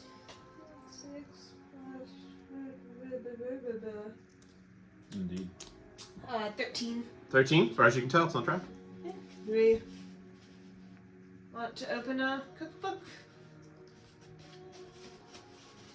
Yeah. Sure. Okay, so you open it. First thing you see is there is a tightly rolled scroll inside, but also there is a little note that falls out as well. It's not. There's no actual paper Okay. there. And it just is written in kind of a scrawling, spiky hand, and it just says, "Silas has been colluding with Public Health Agency to cement Guild's power and get around gas extraction, despite flicker exposure." Cool. Things we already knew. Well, let's... Did you make this, Sarah? The yarn? No? Well, let's... Nifty necklace. Got some nift? That's Yeah, a isn't it? Well, I guess we got that, and... That's not gonna show up. I'm gonna take a picture. And she'll say this quietly or she'll point to it rather than speaking out loud, but that's not... It's a map of the place we need to... If you got the camera. It's a map of the place we need to rob and assassinate the lady. Well, we're not assassinating, but you know. And I will send that on the WhatsApp. It is a blueprint to the Public Health Agency hub. That. Like a sketched this room here type situation. This is what these rooms are for, that kind of thing.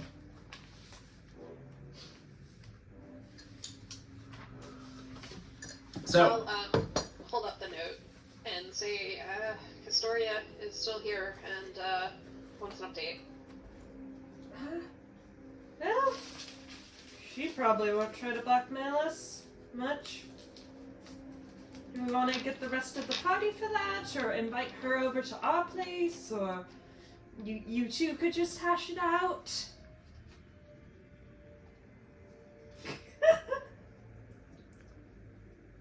What? Wink, wink. What do you think, Flo? I think we need to talk to her either way. A nice restaurant, candlelight dinner. The usual. The usual. And I can actually take the yarn thing off of this and put it in her hair. Nice. I mean, do we want to go pay her a visit now? We can, unless there's anything in the group that they also have interest. I'm afraid if we go into the palace, we might not come back out. I know. Do we could send a cat, invite her over to the wagon? I mean, she's already been inside, so it's not like that's a security risk.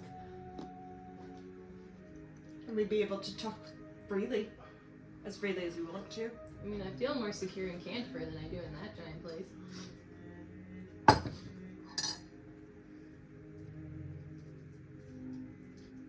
Yeah,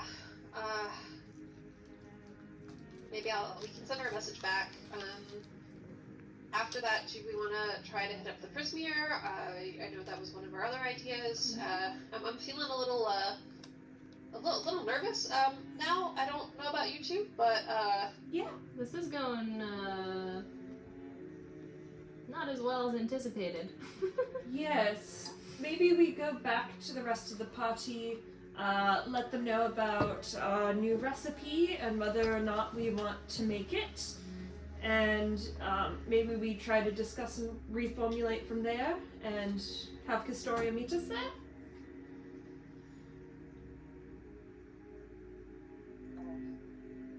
I don't know if she's going to be able to get away from the palace. That's the other issue.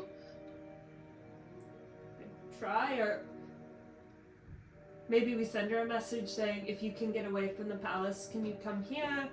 If not, let's arrange a time to meet you there. Yeah, we'll do that.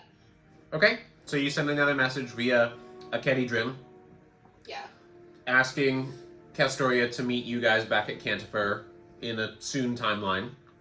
Yes. And if not, that you ask for her to send a message for when you might be able to meet her in the palace? Yeah, basically. Okay.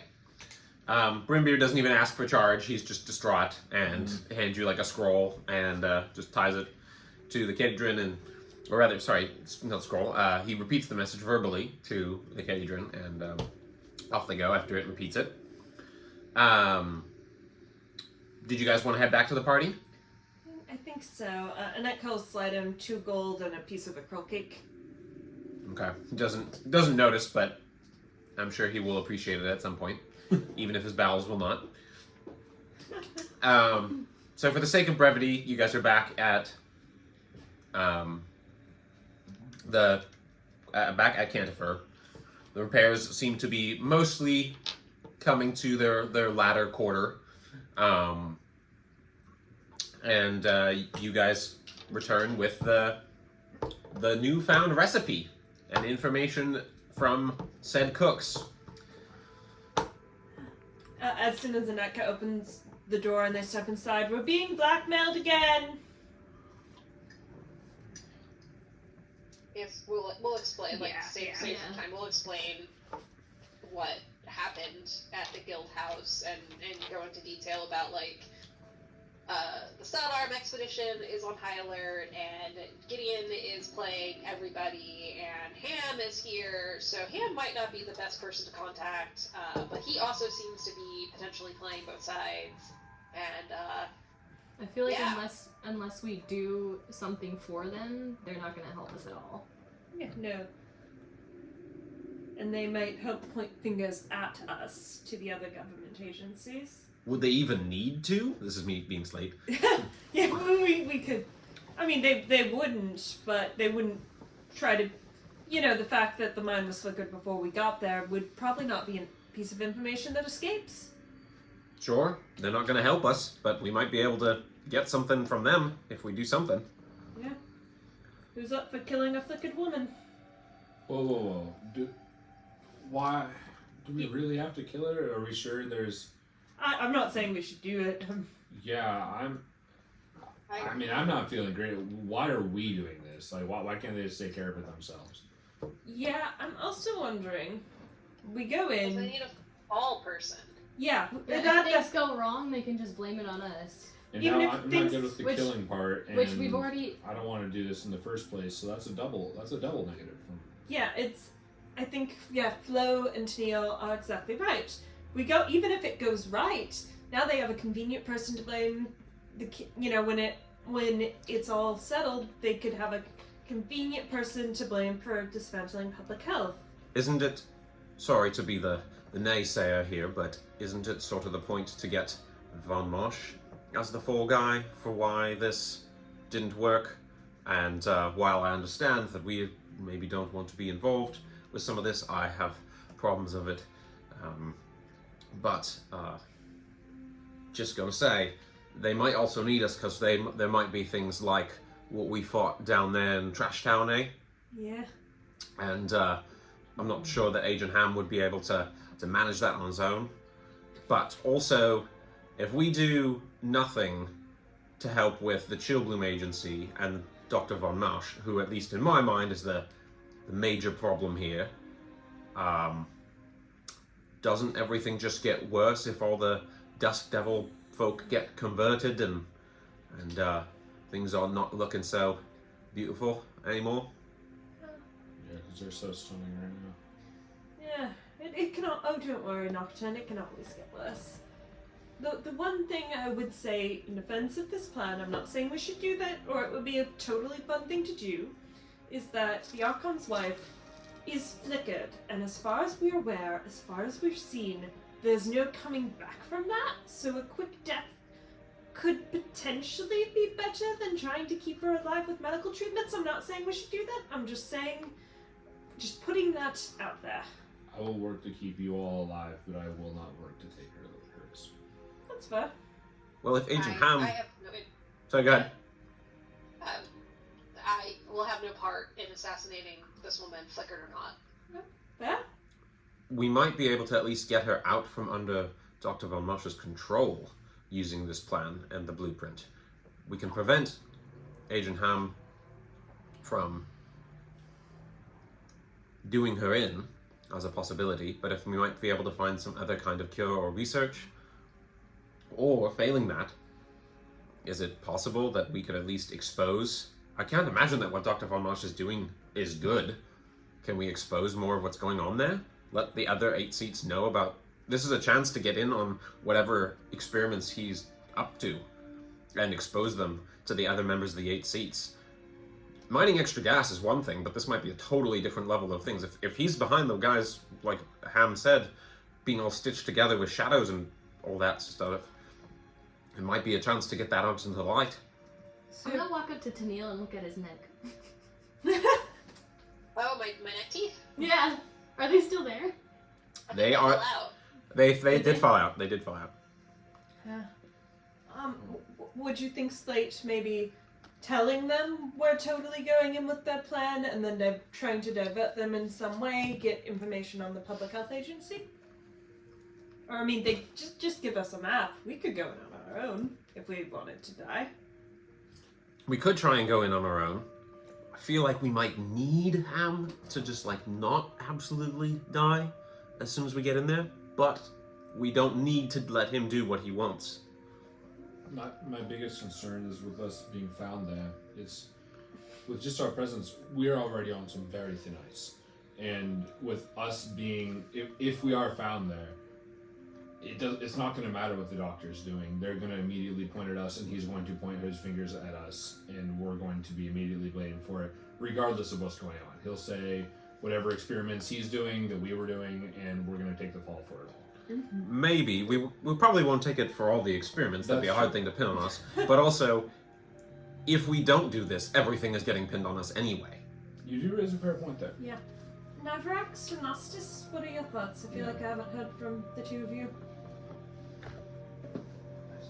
I really only wanted to rescue my friends, and obviously one of them did not make it, and one of them's worse for wear. I'm not convinced that, unfortunately, if the Archon's wife is flickered, I think that's pretty much the end of that line.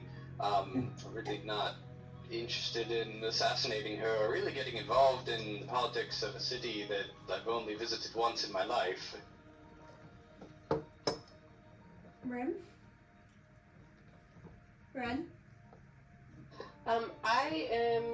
Kat is trying to figure out how Ren would be participating in this conversation. I'm visualizing that we're in like the living room area. Yep.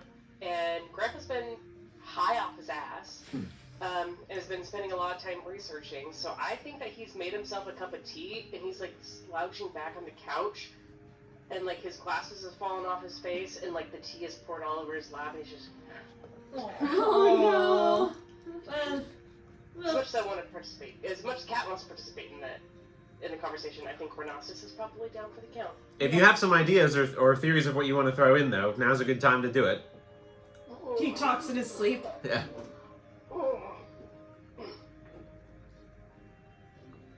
I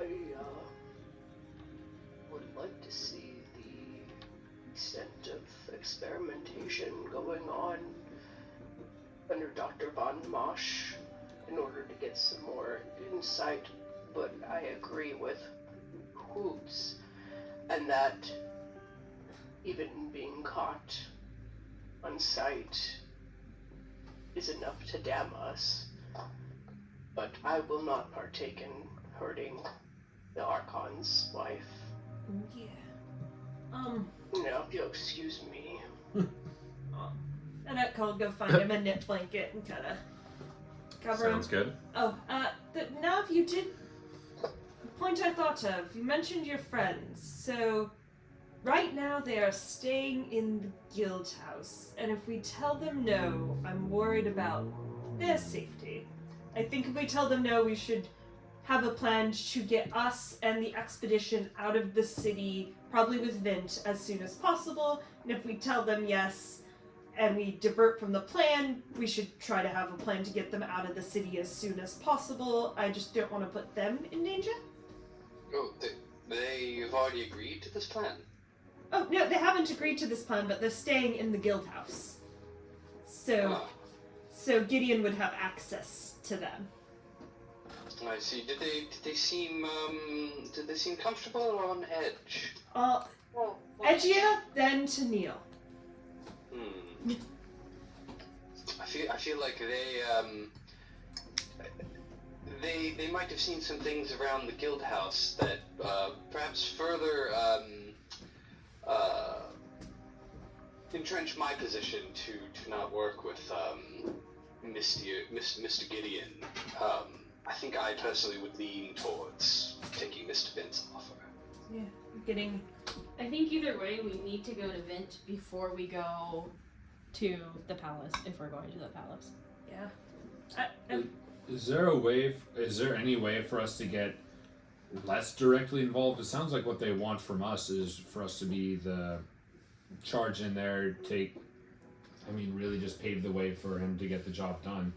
Is there any other way they implied we could get involved? They pretty much do this. You'll probably be executed if you don't. Was kind of the. Well, is the unless according? No, go ahead. Like, is there somebody that wouldn't necessarily be as attached to Dr. Von Mosch, where we could give them a tip-off so that they could do a side investigation as to what's going on, so then it's not on us, but just to be like, listen, we've heard some shady things, and maybe it's worth investigating? We might run into the same problem with our word not being respected, and where there's suspicious outsiders coming in. And if we go through government channels, you heard what if what Ham said is true, or what Gideon said is true, they're already stacking the deck against us with evidence as the fall for all of this.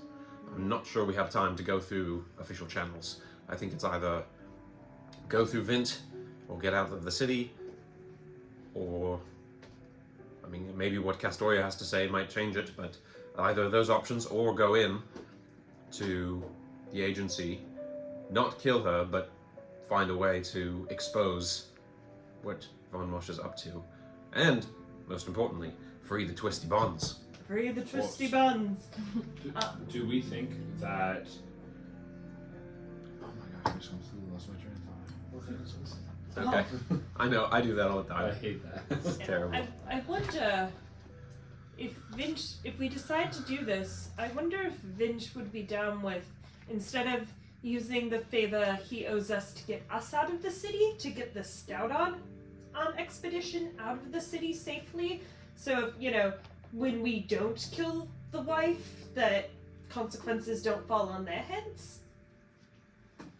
I would rather us use that favor for them. Did you? Good. Yeah. Are we convinced that what they want is what it will result in the greatest good? I mean, it sounds... No? Okay.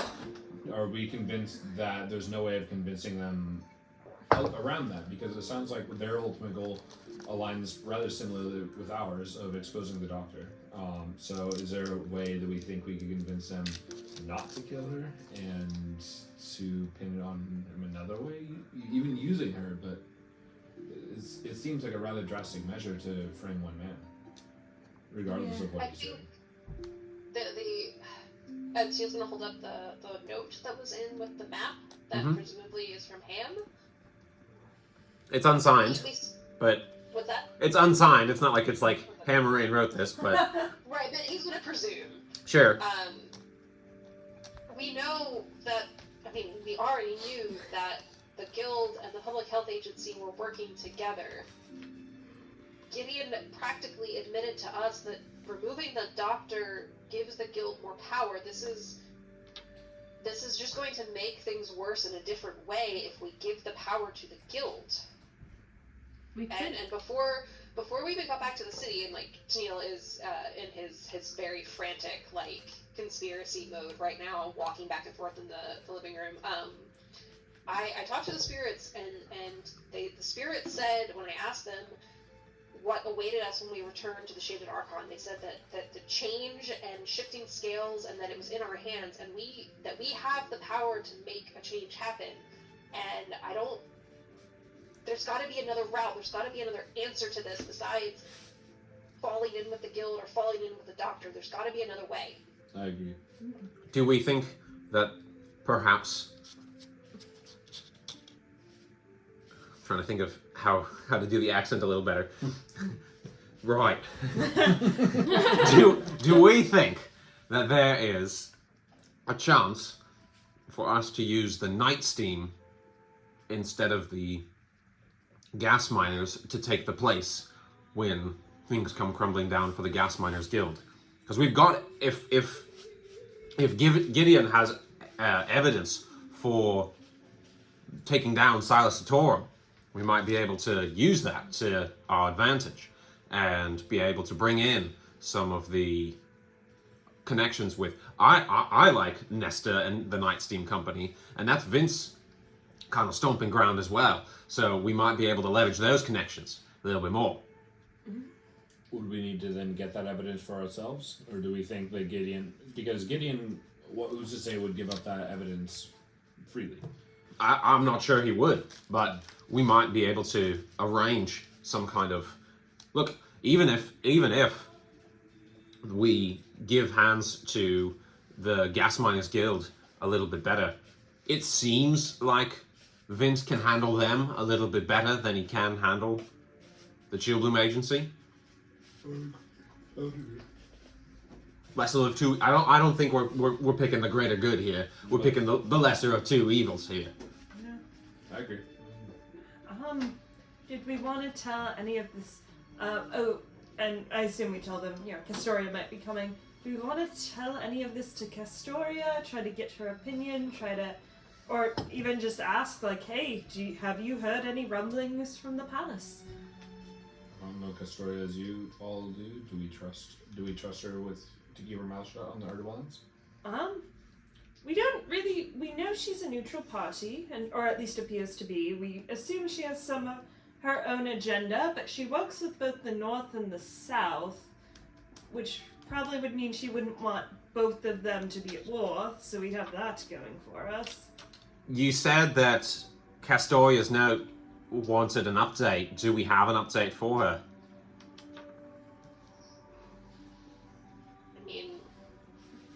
She knew we were going south, or she knew we were going to the mine.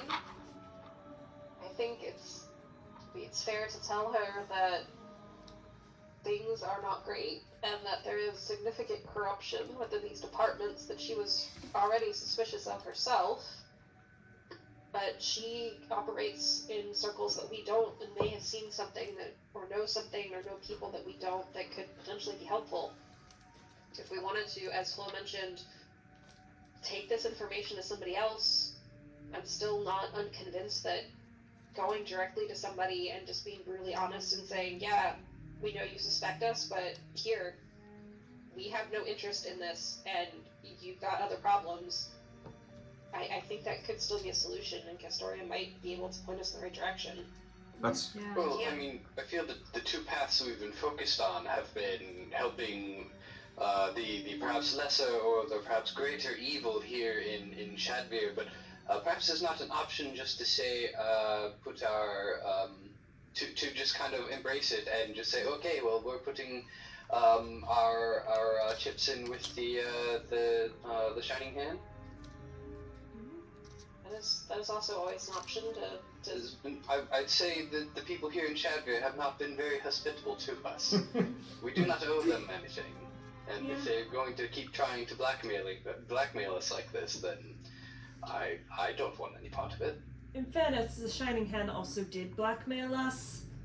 Just been blackmail all the way down. A lot of lack of loyalty. I mean, she was the reason we were blackmail, it's came extortion. down here. if we go to the Shining Hand, will we even receive help in time, We receive help at all. Yeah. if at all? At all. I mean, Same deal with if we go and beseech somebody else. We're kind of leaving it up to someone entirely else to make the decision of how things go for us.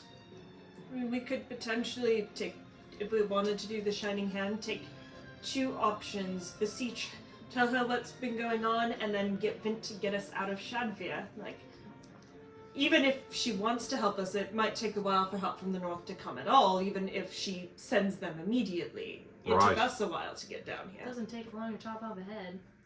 Yeah, no, it's Well, I mean, Cheerio, mine cheerio, got cheerio, there a cheerio. lot faster than we did, and we have the magic cart, so clearly there's some mechanism of transportation they could take to get here. I mean, yeah, I don't think that the answer is asking the Shining Hand for help. I think Navarax is suggesting that we wash our hands of the situation and ally with the North and be done with it. Is that my interpretation, Navarax? Well, I mean, I think if...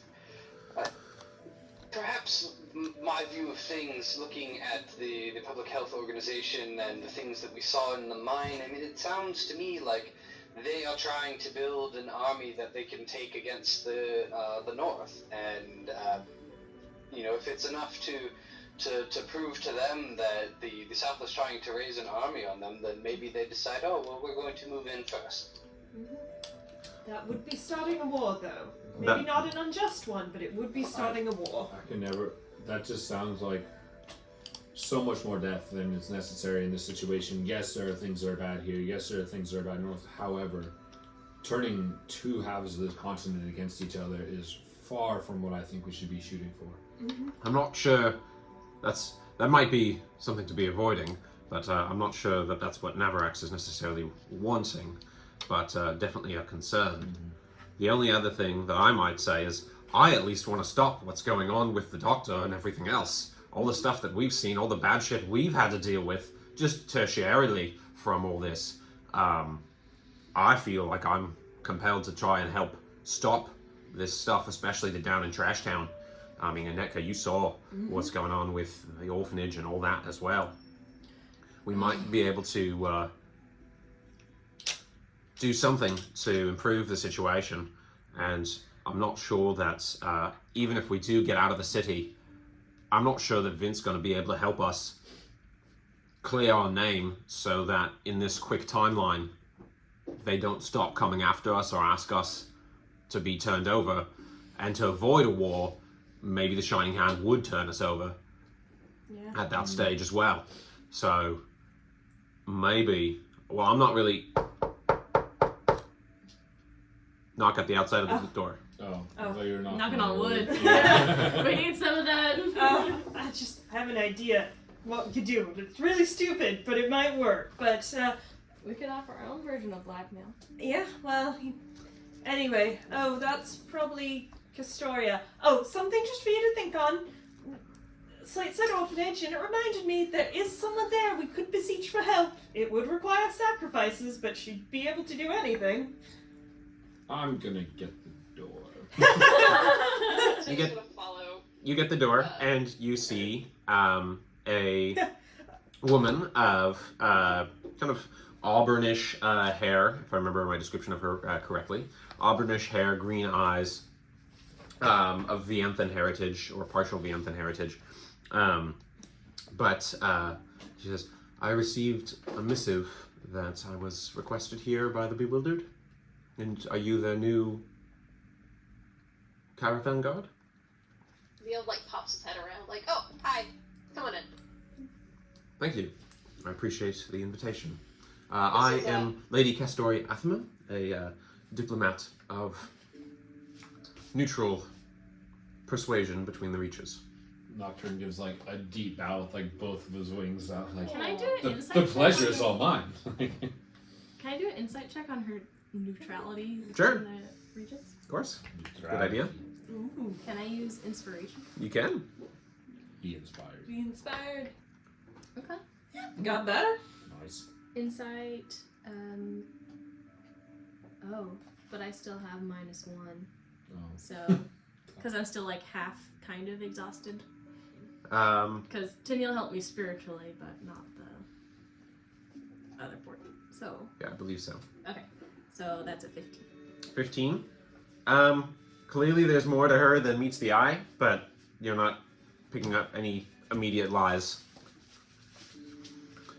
Well, I trust that all of you have an update for me, and we can touch base with your progress. Where would we like to start? First off, do you really not want there to be a war between the two regions? Of course not. That would be disastrous. 2 Sancturian wars already have been fought, and thousands of needless deaths were caused. Atrocities were afflicted by both sides.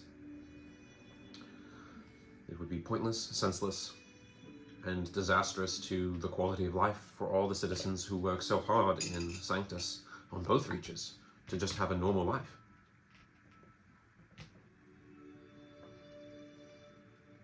But do you have an update for information that I might pass on to the Shining Hound? Or else update on information that you wish to share with me? You requested this meeting.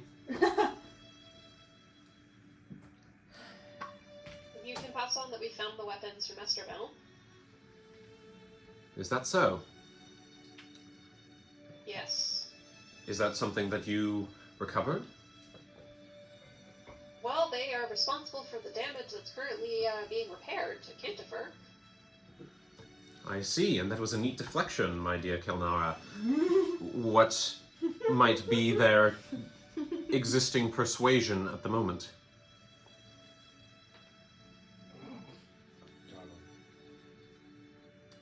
Daniel's waiting for somebody else to respond. Let's say it's to be determined. Still very dangerous and very deadly, to be certain. Well, just know that withholding that could prove to be viewed as something of a negative action by the North. It's quite an I mean- accusation to say that we're withholding such information. Well, also, I am simply affording you a statement, if that were the case. Yes? we don't wish to withhold information, but you have to understand there are a lot of moving pieces from the things we have learned, from the things we have seen. We have to take our steps very carefully, and we were hoping that we could potentially get some guidance from you on those steps. That would be possible, depending on your sharing of these moving parts that you speak of. We just want to be brutally honest about everything, she kind of says towards the group. I think a follow-up question might help us guide our information better, Lady Athmer. What do you know of the secondary symptoms of Niturium gas mining, I guess is how we'll phrase it? Secondary symptoms. I know that there is long-term lung damage to those who have exposure, crystallization of the tissue. He'll hold up a hand and just like, I mean, of the mining itself, what the mining causes. The mining itself, I am not aware. Insight. Or, sorry, does it seem like she's telling the Sure, truth? both of you can roll insight checks. Neil believes her wholeheartedly. I'm gonna use one. foodspiration on that. He's enamored. She's enamored. She's very pretty. 14. So as you can tell, she's not like, oh my gosh, shut the Vatican, but she's a little bit like, you know, she doesn't seem like she knew all along, or you know, doesn't seem like she's lying. Okay. I mean, probably not many people in the north would know about what the mining causes, or else there'd be even more problems. Have you found any information about the additional personnel or other items that you were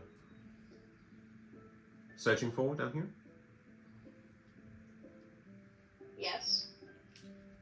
In a mine full of flickered horrors and experiments.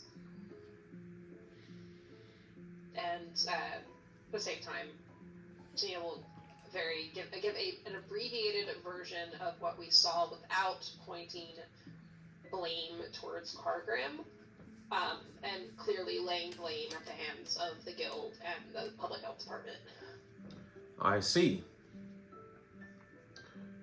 I'm glad that you recovered your friends and allies. But that was not the personnel that I was speaking of. Rather, the personnel that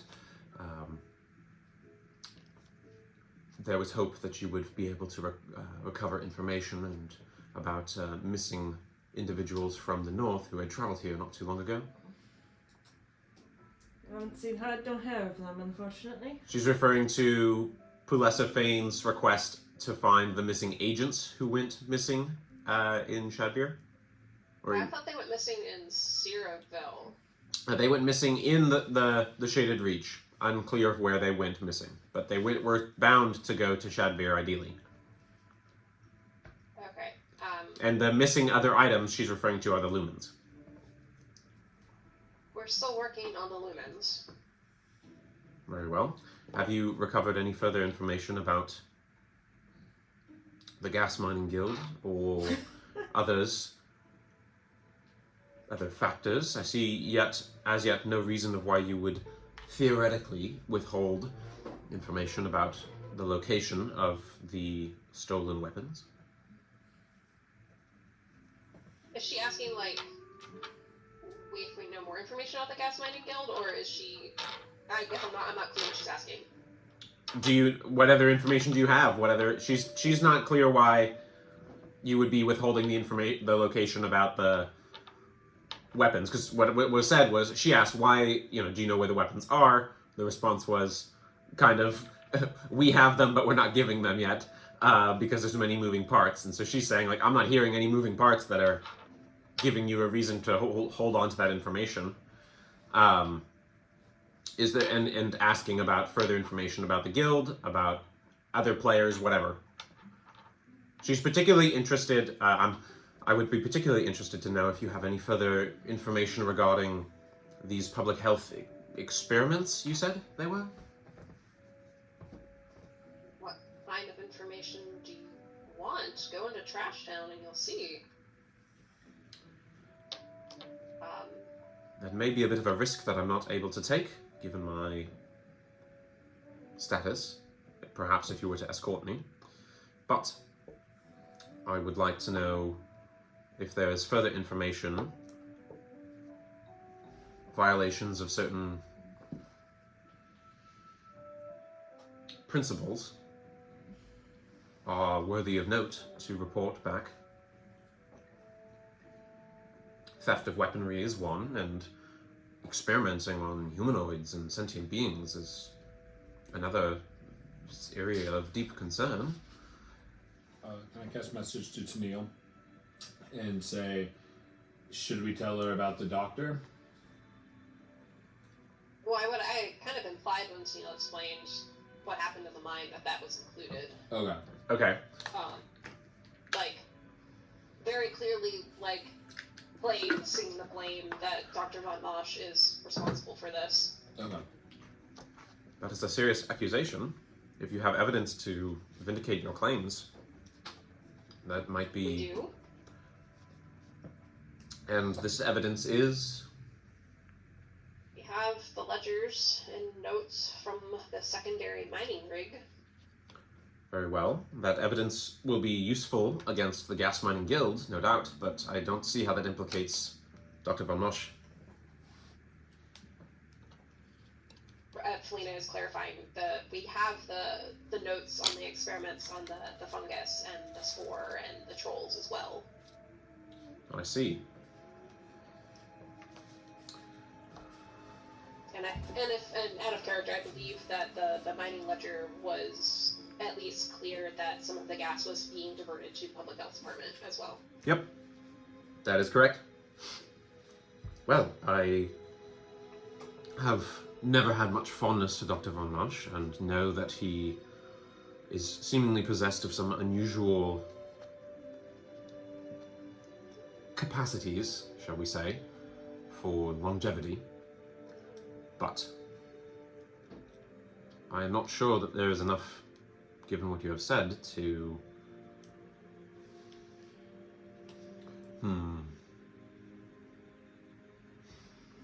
I am almost wondering what your involvement in all of this really is.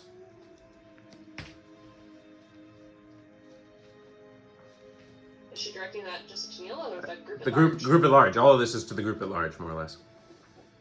What do you mean by that? Well, we have a neutral escort to a neutral envoy. We've got the disposition of weapons, disposition of lumens, disposition of personnel. And you have all the evidence, or at least some evidence, and accusations beyond what the evidence maybe would allow us to present to the Archon or to the certainly the Northern Reach would make use of this information. So what do you want? Do you want to attempt some sort of resolution with the Shaded Archon, or to present these findings to the Radiant Reach? As you said, open war would be disastrous, but perhaps further restrictions could be placed from the north on the south in light of this information. But their ability to pinpoint prosecute few individuals of the council would be limited at best. We're just trying to not get ourselves killed at this point and not openly start another war. Is your death imminent or concerning as an option here? I certainly hope not. However, isn't it always in these trying times? Perhaps, but one might expect that it's not so high on the priority list in light of all of this that you have laid out for me. One wonders how you are all feeling about the dealings of the Public Health Agency, and what you would wish for them to see as a result. The experimentation and negative treatment of any human life, whether deserving or not, should always be frowned upon and should be punished accordingly. And I simply think that that is what we want, is we want those who are committing these crimes and those who are wronging the innocents at large to be held responsible. Isn't that what anyone would want in their right mind? Your morals do you credit. I'm not sure that I imagine you might find yourselves disappointed if you're expecting me to be the one to prosecute such charges. An ambassador of my status cannot be seen to be attacking one side or the other with such accusation. I might be able to, in due time, present these findings to personnel from the Radiant Reach and negotiate some kind of recompense. But it seems those most wronged, as you point out, are not members of the North, barring these weapons. And you have all shown me that Reach allegiance isn't necessarily everything. Your point stands that those who are suffering the most are the locals here. I think, for being honest, we're just worried because we essentially, and for good cause, I'm sure you've heard some of it. What I think some people are seeing is we went to the gas mine, we blew it up because it was flickered, but you can leave out that part of the story, and it looks like people from the north came with the neutral envoy, decided to go their own way, blow up a big resource in the south, and we're worried that that could get pinned on us in a very negative way. Indeed, I did not realize that you had such an explosive visit. That being the case, it seems that my neutrality would be threatened by throwing in with your lot, unless you had certain assurances that we could maintain a position that resulted in safe disposition of all factors.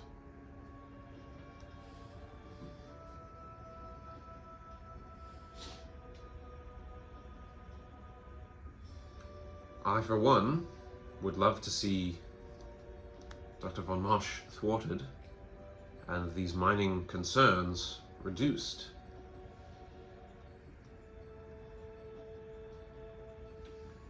Perhaps the wisest course is to solve this in-house with Shadviran assistance, but it seems that, judging by what you have just told me, that may be very difficult to acquire in your name.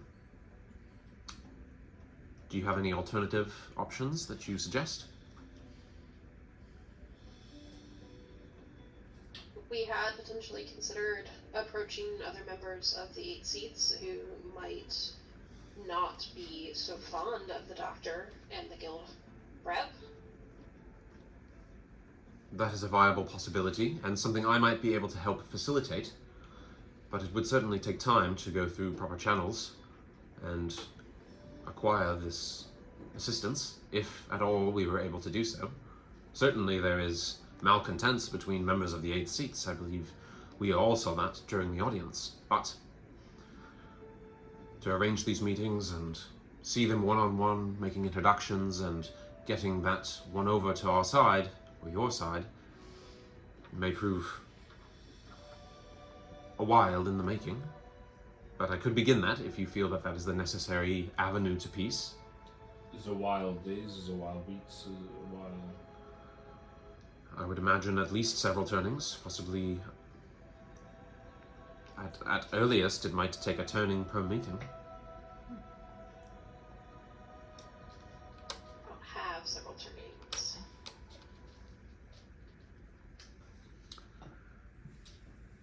Are there other avenues that you might pursue? I get the sense that there are additional pieces of information you're not sharing with me.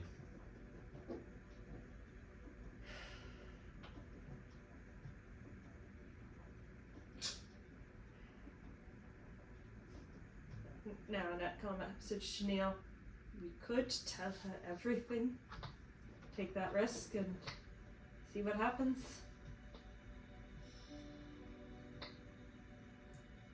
He sighs and looks at Lady Athamer.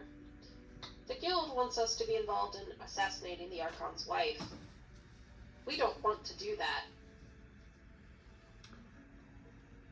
My understanding is the Archon's wife has been flickered, and she is being held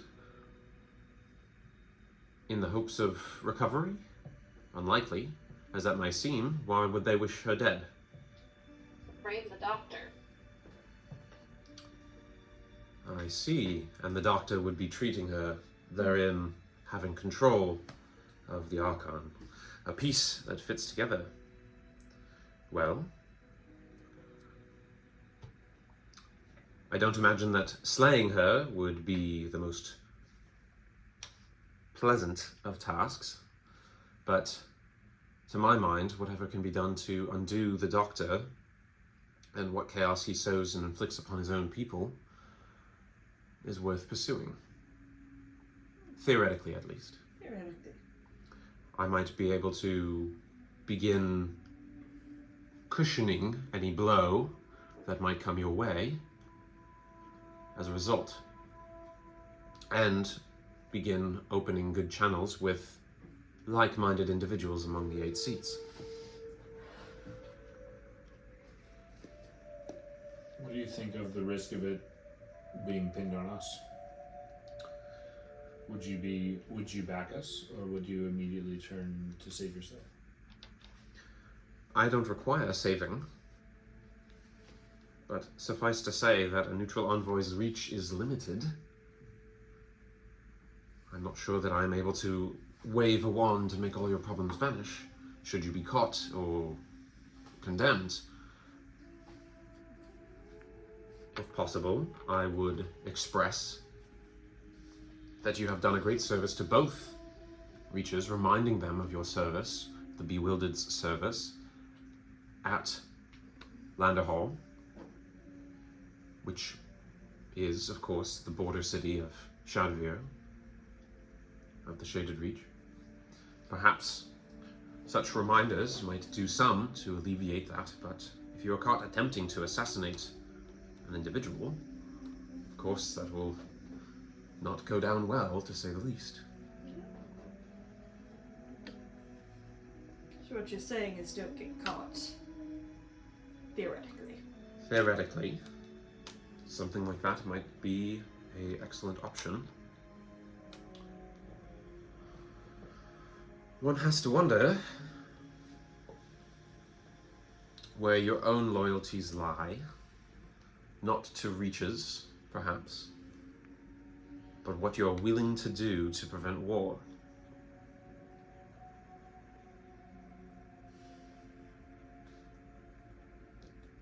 I suppose more innocents would die in a war than just one flickered woman, unfortunately. And perhaps there is a piece of information I might be able to share about Dr. von Monsch that is known to me through various channels, but it is rumored that he is something known as one of the anomalous, an immortan. I believe you had contact with an anomalous of a different kind upon visiting the orphanage. Oh. My understanding is that Dr. von Monsch has been killed on multiple occasions and has returned. He seems to want to share his ability of recovery with other individuals, but his opposition and gross disregard for morality and humanoid life and pain seems certainly to have perverted his experiments and his research. I shudder to think what he might do to attempt to share his gift with this flickered woman, if it meant getting in good graces. How is it you know all of this? It doesn't seem like the kind of information he would offer up. Certainly I did not gain it from him, but a lady has her ways of finding information. Insight check. Can I insight check? Sure. Ooh, not 20. Ooh. And it's satisfying to land on top of the dice. Okay, well go ahead and give yourself inspiration if you didn't already have it. Ooh, I did already have it. If you did already have it, you can give it to someone else who doesn't. Does anyone else need inspiration? I don't have any. Yep, cheers, Renasis. Thank you. Yep. So you're looking at this from a very outsider perspective, right? Even more so than Navarax, although Navarax has his own outside perspective, being from where he's from. you're from a different continent. So this whole like two reaches deal has kind of been like explained to you, and you've seen some of it as you've traveled, but it's a little bit like, can't we all just get along? Yeah. And her neutrality is in severe suspect. You get the sense that she heavily favors the North, and that her mine of information might come from informants on the North side of things. That might also explain why she's pushing for the downfall of the head Southern spy master / public agency guy, the health agency guy, who has such positions. She clearly has other motivations. And seems like there's some personal beef there with Von Mosch. Okay. Good to know. I might also suggest that you must understand the principle of vacuum. If these power structures, such as the Gas Mining Guild and Public Health Agency and Shieldbloom Agency, were to collapse, which I'm sure would be a great boon to many, it could also prove disastrous as an opening for inciting conflict, seeing a weakened foe from the north, and it may also leave opportunity for others to fill those positions. The position of having informants, having public health research, particularly an area that deals with high rates of disease and problems with lifespan, and in particular with resources of the Gas Mining Guild. Should that topple, it would create internal strife that may also increase loss of needless loss of life. So what say you? Given all of these information, you stand on the edge of decision. You stand on the edge of being a force who might be able to navigate around the politics, navigate through and past the bureaucracy, the channels that limit my influence. I would ask of you, personally, that you help see this situation resolved in a manner that does not involve war, but would reduce the suffering of the people here and of Von Mosch.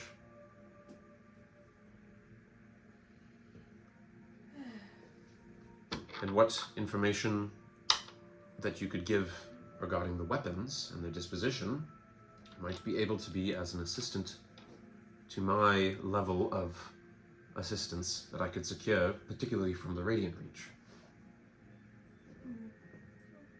Why would the Radiant Reach want anything to do with helping Southerners in strife or not? I might be able to pitch to them that upon securing the release of said weapons, all of you are worthy of recognition, and that other experiments performed by a certain member of the group, of the government here, is cause for a request from the North to oust a member of the 8 seats. Again, this would be a long and lengthy process, but could be a possible result, particularly if coming bearing lost gifts, as it were.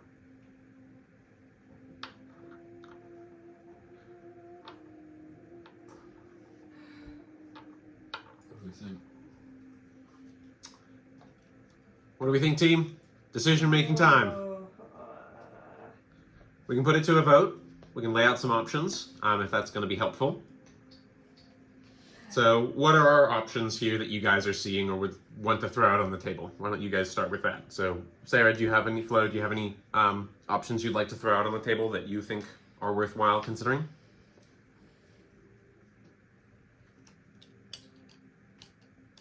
Oh, it's a hot mess.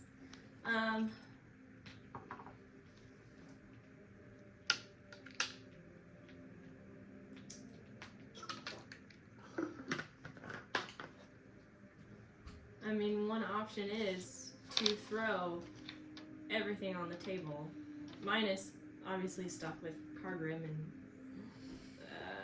giant golem and blah blah blah. But like, we could theoretically just go and be completely honest and tell them everything. Who's them? The 8 seats. No, that's the bathroom. Because there's obviously shady things happening in multiple parts, and it's not necessarily one person's fault. Like, there's obviously interconnected fallacies between all of these members. But if we do that, that might be our booties on the line. Yeah. But if we do nothing about it, we're gonna have that target on our back the whole time. Because we're gonna be a really easy fallout group. In the north or the south.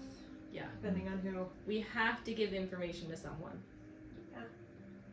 I'm tempted to take Castoria up on her offer and give her the weapons, try to curry favor in the north, and maybe try to oust the doctor through political means versus breaking into the public health agency. Letting politics handle themselves instead of us trying to figure out politics when we're not politicians.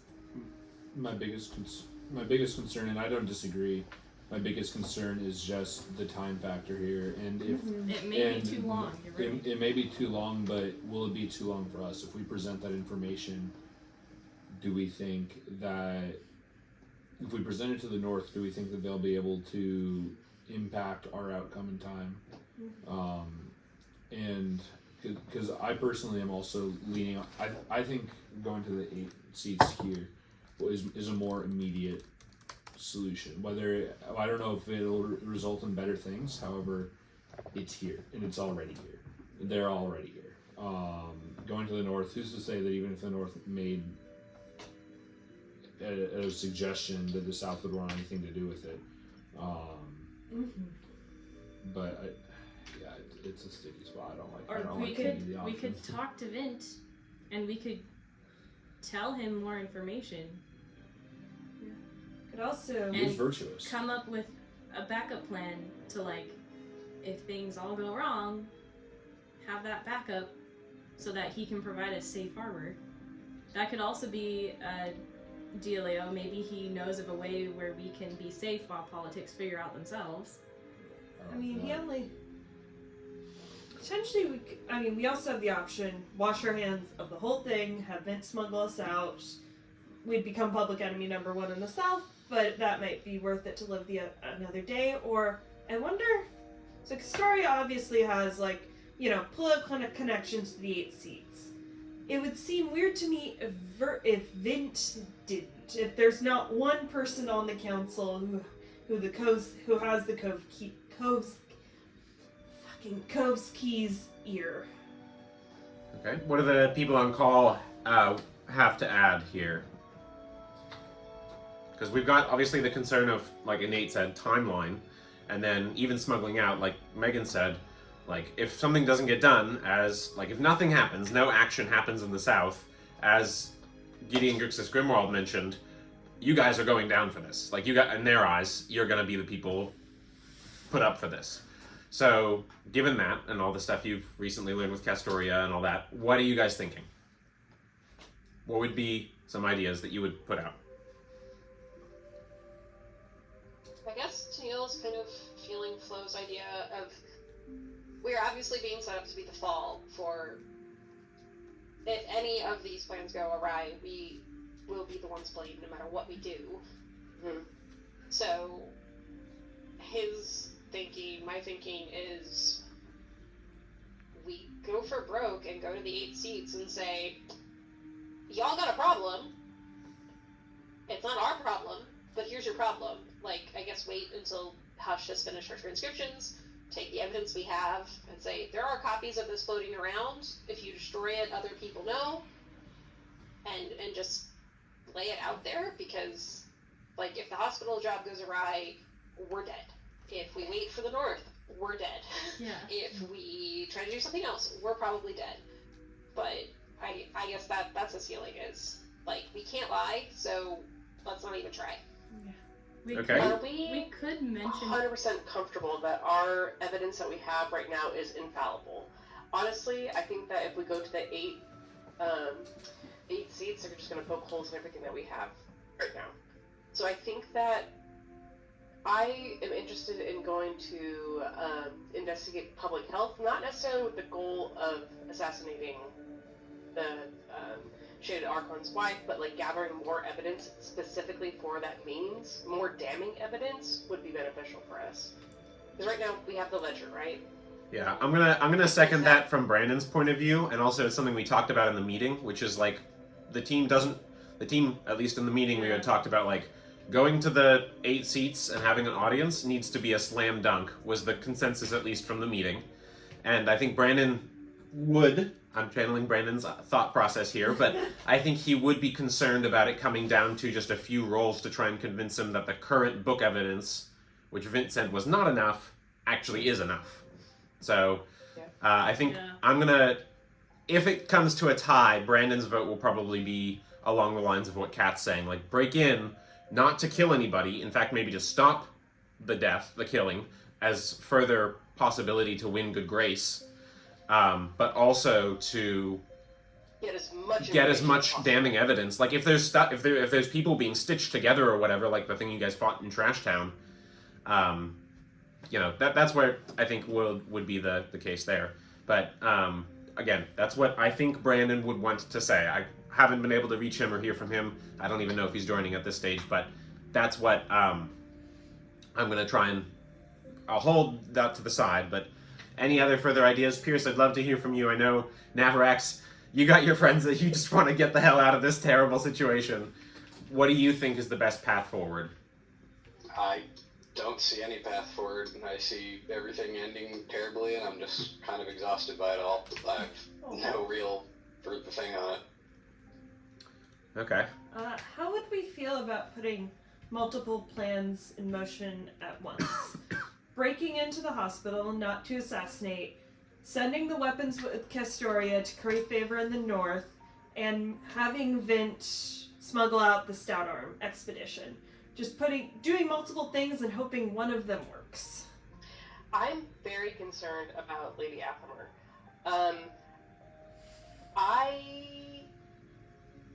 I like looking back through the notes on like the secret message that the Shining Archon there's a had secret message in that letter.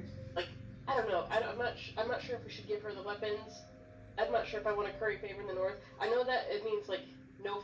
I'm trying to say no enemies, but that also means no friends, and I recognize that's not necessarily the path forward for success. But like, one point to go for the going to the 8 seats is you guys do have the incandesculator.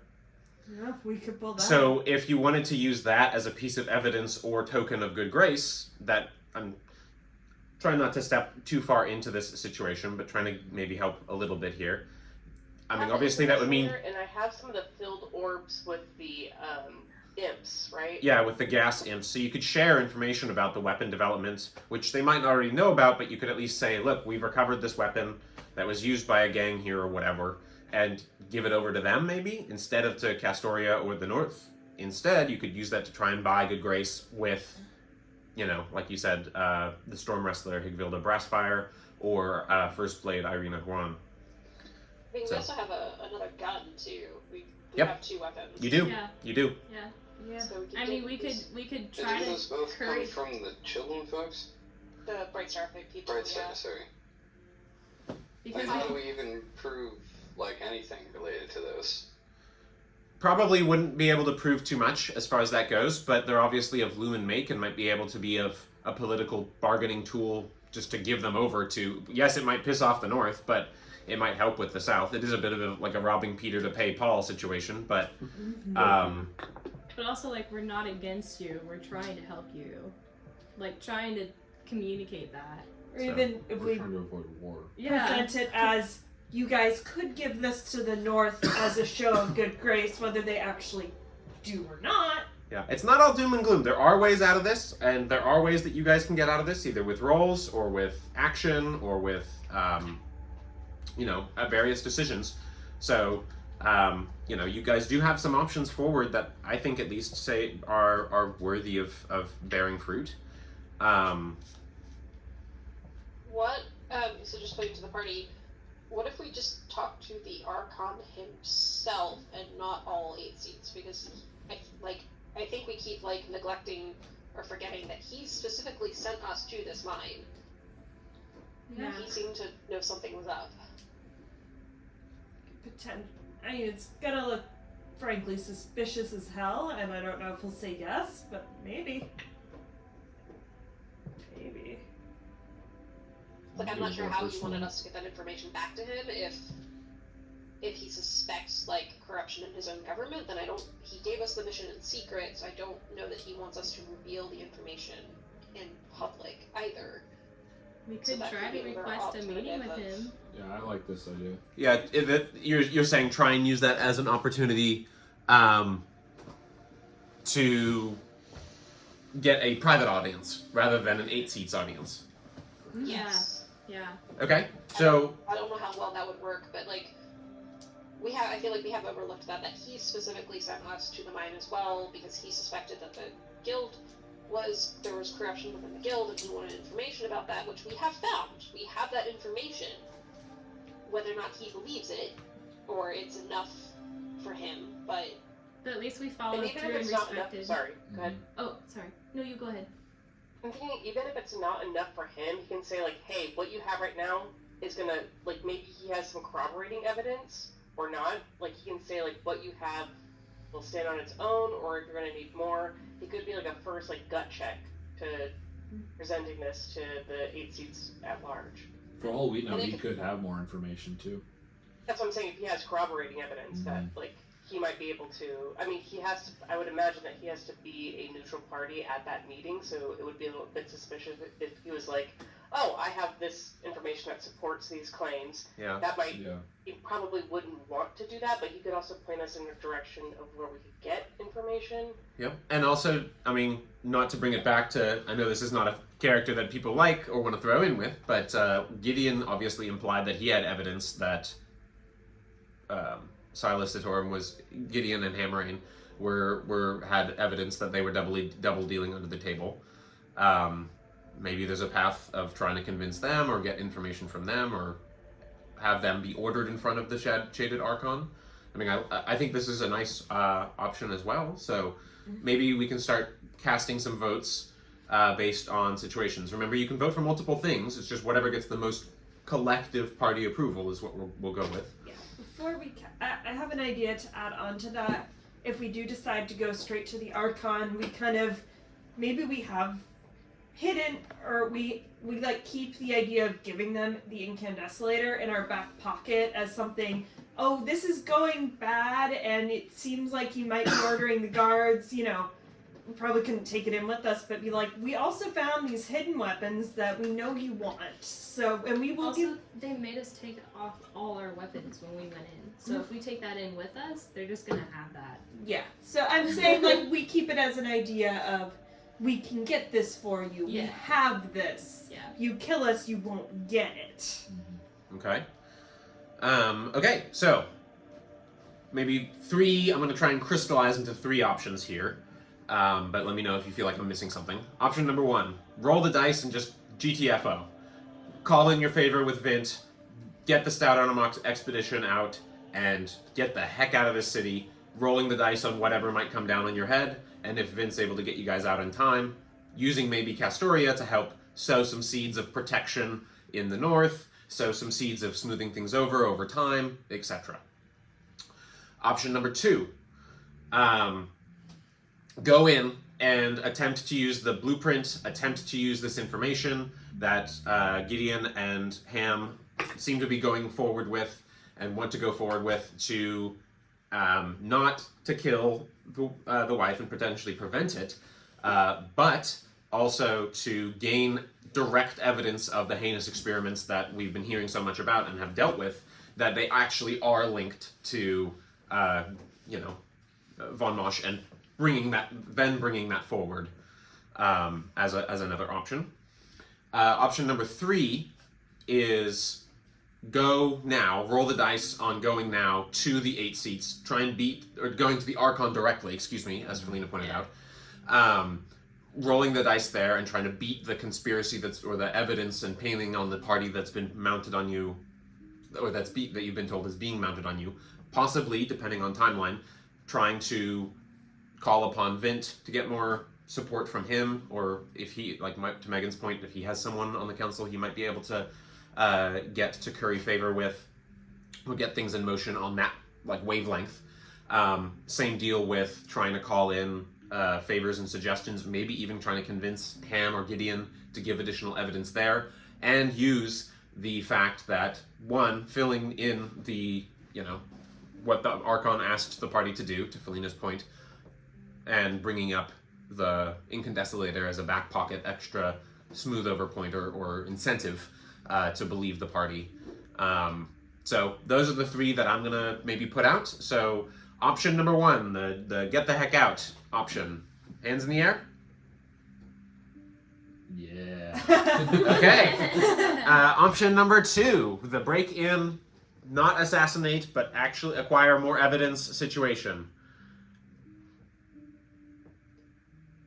All right, we've got Megan over here, we've got Flo over here, Sarah, and we've got Kat, so that's three. And then option number three, go in, Archon-only meeting, present as much findings as possible, and use that as the tool to get out.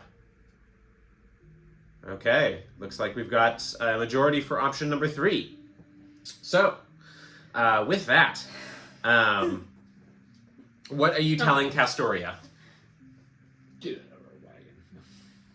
Do you now that we've Now that we've been standing here in silence for 15 minutes staring at each other. yeah. Some people raising their hands, some people putting their hands down. Yeah, we just got really good at we're just all Facial messaging. expressions. We're gonna die if we do that. Castoria, do you know what the best way would be to get an audience with the Archon and the Archon only? He did send us on a secret mission to the mines. Well, if he sent you on a secret mission to the mines, that would probably be the best option that I could come up with in short notice. I might be able to, again, go through proper channels and secure an audience, but that would take time, and I would need to be present. And likely there would need to be at least some guard or something, but if you already had a secret thing, go for that. Yeah. I agree. Yeah. Wonder, would you know the best way to get a message to the palace, just so we can be like, hey, For his eyes only. for his eyes only? I at least can escort you back to the palace and go in mentioning, as your herald, perhaps, announcing your arrival and your wish to speak to the Archon privately in response to a matter of delicate security. Yeah. Sounds good to me. When do we want to do this? I hesitate to go in without the notebooks that we left in the care of our friend, but Yeah. I mean, I suppose we can just Yeah. pick them up on the way up there. Yeah, but she said she'd probably be done probably sooner, but end of next turning. I don't know if it's safe to leave them there, even if she's not done. After what we heard. Yeah. I don't disagree. I think we should go get the evidence we have. Whether we have a copy of it or not, it doesn't matter if they're all behind enemy lines, Then did we want... And we can send Natharax in under the pretense of having a chat, and one or two of us accompany him, and then just grab the things, and then be on our way. Did we want to try to put any plan in motion to get the Stouton expedition out? Yes. What do we want to do? Do we want Vint? Do we want to just toss him the keys to Canterbury? No. I think Vint might be the best bet, because then we have Cantifer as our own getaway. Mm-hmm.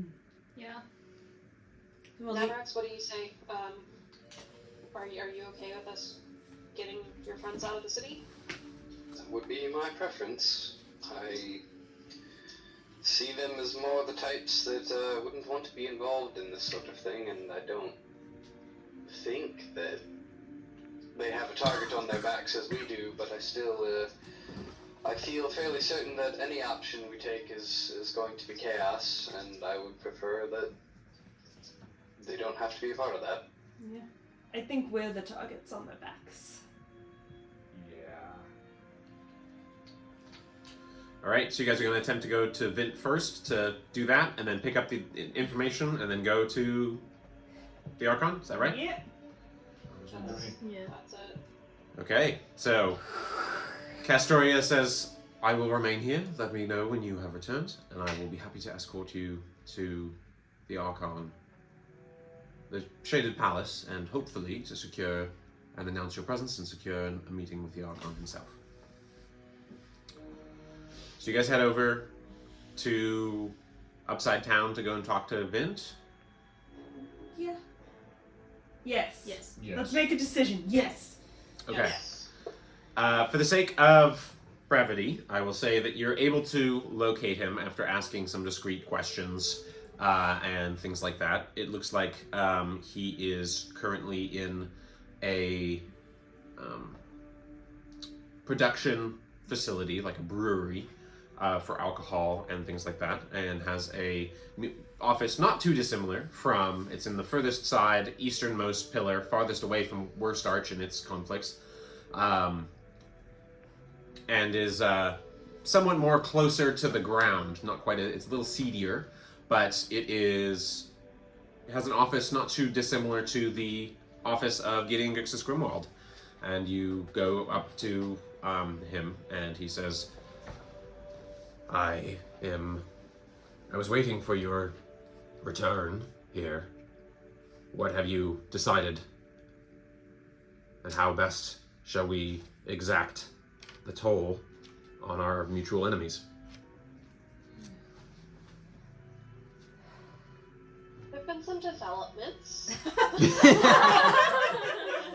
Okay. So how much do you want to share with him? He's virtuous.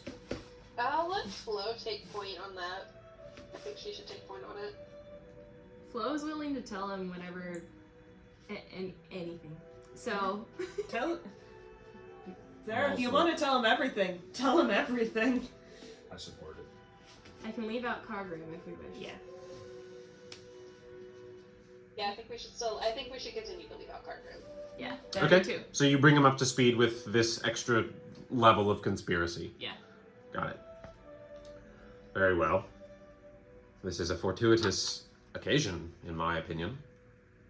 Should you choose to accept this gambit, you will have my support in the invasion. But if you... I, for one, will do everything in my power to unseat to unseat Dr. Von Marsh. But if you feel that an audience is more appropriate, I cannot promise that I do not think Von Marsh will somehow come back to haunt all of us. But, for all that, there may be some support I can lend, to a lesser degree, in offering additional informational services, an agreement that I have been trying to strike with the Archon and the 8 seats for distribution of food and production with the Night Steam Company. This might be an opportunity for that. But as far as what I can aid you at this time, I have limited reach with the Archon himself as a man of Upside Down. That I will begin getting things in motion to help where I might, and to help secure the safe exit of the Stoutarm expedition. Have them visit Nestor's Night Steam Company 3 hours before the end of this turning, and I will see that they are safely out of the walls before the new turnover. And I will consider the debt between us cleared. But know that I will not always promise to assist and work with the 8 seats. They've done little enough to help us down here against Von Marsh. But everything that I can do to defeat him, to undo and thwart further attempts at taking people down here, trash downers, all of us, I will do it. If that means going with Gideon and those other individuals, then I will do that as well. Whatever it takes.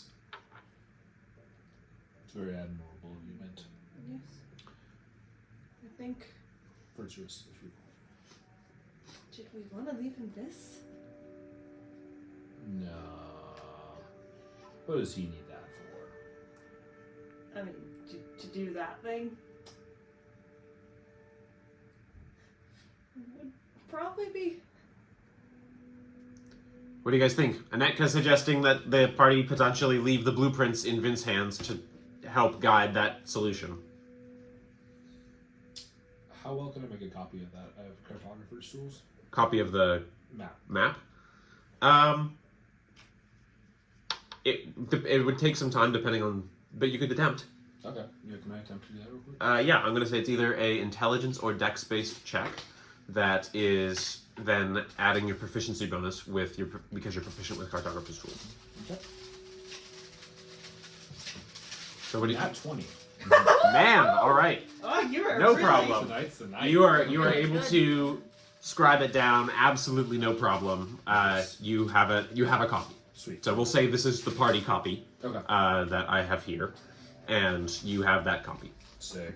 Then you hand this over to Vint. One of the I copies. mean, I'm not sure, like, that's the greatest idea, because if it still fails, then we're still going to get blamed for it. Yeah, but the way I look at it is if we go down, Yeah. then at least there's a backup plan to take down the doctor. Yeah. This is in case all Beewildered TPK break glass. If we gave you the plans for the hospital, would you at least wait to put them into motion until we see what happens when we meet the Archon?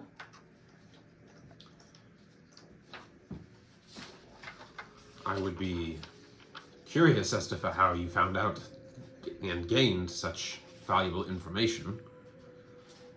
But as for putting them in action, I will do what I think is best for my people, for my organization. But I will also consider what may be best for you among those, perhaps not chief among those, but among those. And if you wish, I will buy the information from you outright. I prefer buying over free, personally. Yeah. I mean, What's your offer? 1,000 gold or an equivalent item of said value. oh no, he just said valuable magic item to you. How many copies of this thing can I make? Just the one. He's only going to buy just the one. What was that, Felina? We do have Cantifer repairs to pay for. Yeah. Those were covered. Those were covered, actually. Oh, those are covered? Okay. Yep. I mean, we will, if we get out of this, we will probably then also need to repair Cantifer again. I just want to know what he's got is worth 1,000 gold. Yeah. Well, you got what you want, right? As well. I do have what I want. I do. Before we, I've been trying to take Pierce- your notes. Yep. Pierce and Kat, what do you think?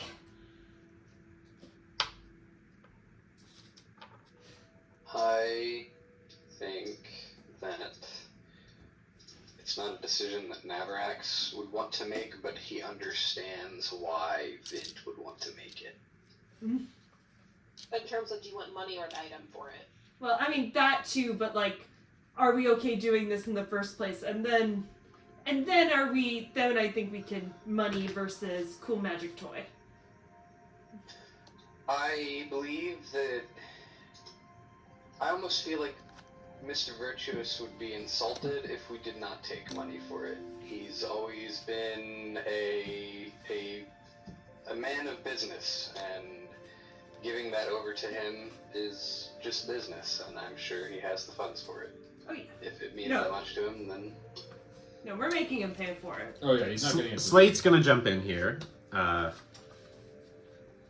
Mr. Vint, sir, might I suggest that at least I personally would prefer that you don't kill her. or don't expedite the killing of the wife, it just might go down a little bit worse with the Archon and everything. And we're trying to be... Your business interests might not... If you want to get the approval, I'm just going to say that you might be able to get those approved more smoothly if you are sparing her life. So he's gonna make a persuasion check to try and convince Vint not to use the information in terms of assassination. Can I help with that? You can roll separately if you'd like. Yep. Ooh, not good. Also not good. Okay, do you want to use one of your inspiration? Yeah. Okay. Excuse me. Unfortunately. That's still not great. 11. 11? Yeah. Slate got a 5. I will do what I feel I need to do. But as for price, would you prefer an item or coin? Or Kat, I don't think we heard, but you were thinking of giving this over in the first place. You're muted. Oh my gosh, I'm sorry, I'm dumb. I went to the restroom, so I was paranoid, so I double muted myself. Fair. I think that I'm not opposed to giving the information over to him, but I think that 1,000 gold worth of a favor from a powerful person, especially in our current circumstances, is better than having 1,000 gold in a dead hand. You know what I mean? Like, Yeah. So you would suggest we counter his offer with a favor instead? just that where he's in our debt, yeah. I was kind of thinking that too. The gold is tempting, but... The gold is tempting, the magic items are really tempting. 1,000 gold is a lot of gold. Yeah, that's a lot of gold. So is that your counter? Is that what you say to them? Renastus? Yeah. You came up with the idea. Are you going to present it? I don't know if Renastus is feeling well enough to actually be out with the party. I don't... I think we I would assume take you to our eventual You're all doom. together. I'm going to say you're all together with this, unless you really want to stay behind. That way you can be part of the whole deal. Slate and Avarax are holding Renastus up, Weekend at Bernie style. There you go. He's got like a piece of shade cloth over his eyes. Okay, so you wanted to counter with a favor. Someone... I think, because Flo's gonna say, Sarah, you. Jump in here, guys. Come on. Okay, Vint. You know here what's at stake. And we know that money is a valuable resource, but we also want to kindle a relationship with you. What if this were to be used as a favor in the future? Make a persuasion check. And when she's done with that, I would also like to cast message to Vint. Ooh. Okay. Did you get it? Nat 20 for Damn. 24. Okay. 2 in 1 session. Yeah. And you had 2. Dang. I might consider a trade for future considerations. Seems that you have some of your father's blood in you. I would counter with the offer of raising it to 3,000 gold. Well, then you'll have a lovely favor to offer us in the future. An 1,000 gold favor, Whoa. or 3,000 gold in wealth now. Whoa. Let's not be so hasty. You want to cast a message to Vint. So If it's worth that much to you, then a favor in the future. his offer is 1,000 gold favor. The Nat 20 bought you the option of that because he's not in the business of giving out favors. He's in the business of accruing them. But he'll do 1,000 gold favor or a 3,000 gold item or money. You wanted to cast message. Items for 3,000. You wanted to cast message. I did. Now we haven't known each other long, Vint. And I'm kind of like looking over like my shoulder, like I'm not like directly trying to talk to him.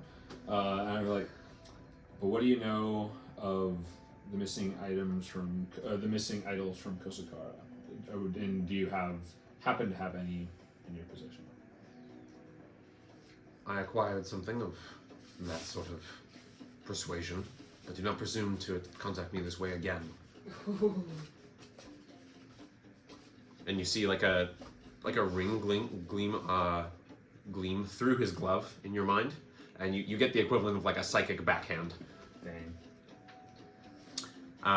So, party's decision. Are we doing another vote here? 3,000 gold or 1,000 gold favor? Dang. Yeah. All right, Dang. 2 options. 3,000 gold / items. Those in favor, raise your hand. I think Brandon would. Yes, I'm gonna have Brandon Slate raise his hand there, and that's the tiebreaker for 4 members of the party. Okay. So we'll go with that. I mean, Very that's a well. lot of gold. Would you good prefer- compensation? The delivery now, or in a particular manner with items? Items are we talking here? I would like to disclose some information to the group. Okay. So it's not that I haven't been entirely honest with you. It's more that I haven't been entirely forthcoming, we'll say. Pulling the flow. You know, you didn't ask kind of situation. As you all know, I am not a fan of killing, not a fan of violence, not a fan of war, absolutely. And that is why I am here. I am here to inevitably try to end these things. And there may be certain items that help with such discretion. Certain items from my own homeland that they're not weapons, they're merely sources of power, and I would be intrigued to see if he is in possession of them, being such a collector as he is. What do these things look like? You ever play with fun little like toys, Enrique? Little figurines, if you will? Yeah. Looks like that. There are different ones that I can, in time, give you more information on what I know. But they are of different animals. They are of different and made of different precious metals. And when in conjunction with others, which there may be some in possession of some individuals, can increase their abilities exponentially, if you will. So what are you asking Vint for? I'm asking Vint, you know anything about fan-tailed cats? I did acquire one of, what's the material in that one? Is it jade? I believe jade, yes. Of, My actual notes. I did acquire one statuette of such a creature, as it was informed to me by someone who had some historical knowledge after the immigration of Kosakara here. It found its way to various markets, and I acquired it. I could include that as part of the payment. As for other items, Tennille, as I believe you requested, it would depend on what you would prefer. But I have been known to attain a fair few in my day. Occasionally I sell them off in times of great need for my organization and my people.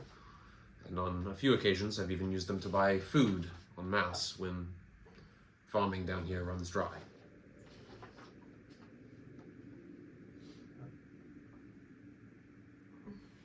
My friend Scales here, and kind of like clapping Avrax in the back, has been looking for a weapon that's capable of doing damage to creatures who are resistant to mundane damage. I think if you have something like that, I think my friend would be very appreciative of it. Such as an adamantine weapon, perhaps. That man was just ready with an answer. Yeah, I think unless you have another request, Avrax. Well, I wouldn't say that I would ask for that. I felt like that the money could be used in ways. I mean, yeah, or we could split the money and you could buy your own adamantine sword. It was just a thought. Yeah. We're also good with money. We like money. Do you have any magic? I cannot remember the name of Tennille's religion off the top of my head, but Anetka would probably. The Alusha? You have any magic items related to the Alusha? I believe the individual you know as Cain might be the one to look for in that regard, but is not something I have delved into. Religious artifacts, I try to steer clear of attention of divine powers of any kind. But for the statuette and 1,000 gold, I will be happy to purchase this information, if that is your decision. How much would I think a lumen would go for? Is that what you ask? Mentally calculating in my mind. I mean, you have no idea. I mean, you've seen how much these people have gone to get it back.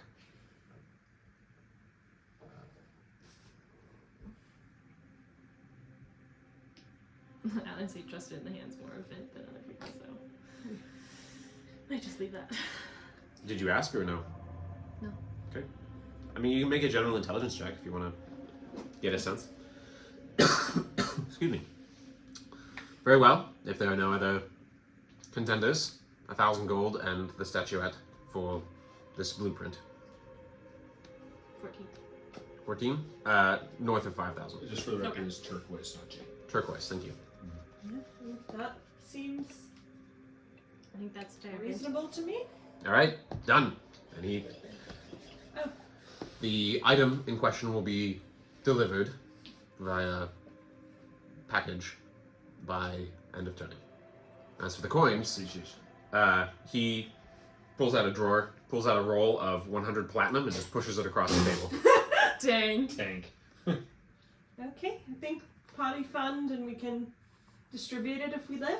I can do bars instead if you prefer.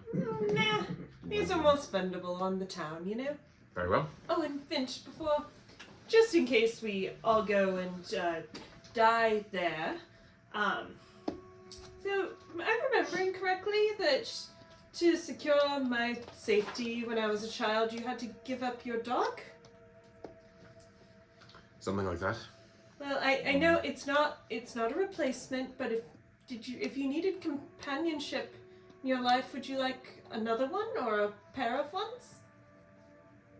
Just a personal thing for me. Like mastiffs, perhaps? She's kind of fiddling with her off-white robe she has on. I appreciate the offer, and I can see that you have a kind heart, Anetka, but you are fortunate that we are speaking alone. I do not allow for anyone to presume to deal in personal wants. What I want personally, I will get. I will take. But your compassion does you credit, and I hope that those faithful hounds, loyal and wonderful creatures as they are, serve you or another with joy and love. And for all of you, I wish you luck in your endeavors. And my offer, in light of this acquisition, may still stand should you all emerge successful, if you wish another benefactor behind your party in further endeavors. But, Navarax, my dear fellow, your friends will be safely escorted. You have my word. Thank you, Mr. Virtuous. Mr. Vin. Mr. Vin. I imagine we'll get there eventually. Before we part, is there anything that could bring us any luck on our mission forward? Any advice? We have the same goals. We want to care for these people, and we don't want more suffering to come to the city. Make a persuasion check on that. Use my inspiration. Okay. Inspiration.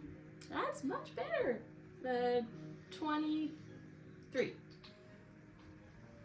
That is much better.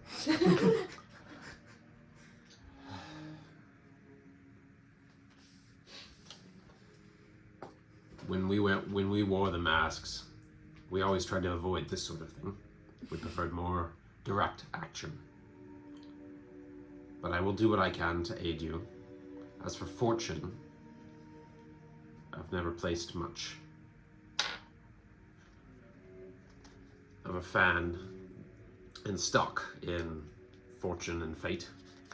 As they like to say down here, destiny is a stone cold bitch. My mother used to say that. But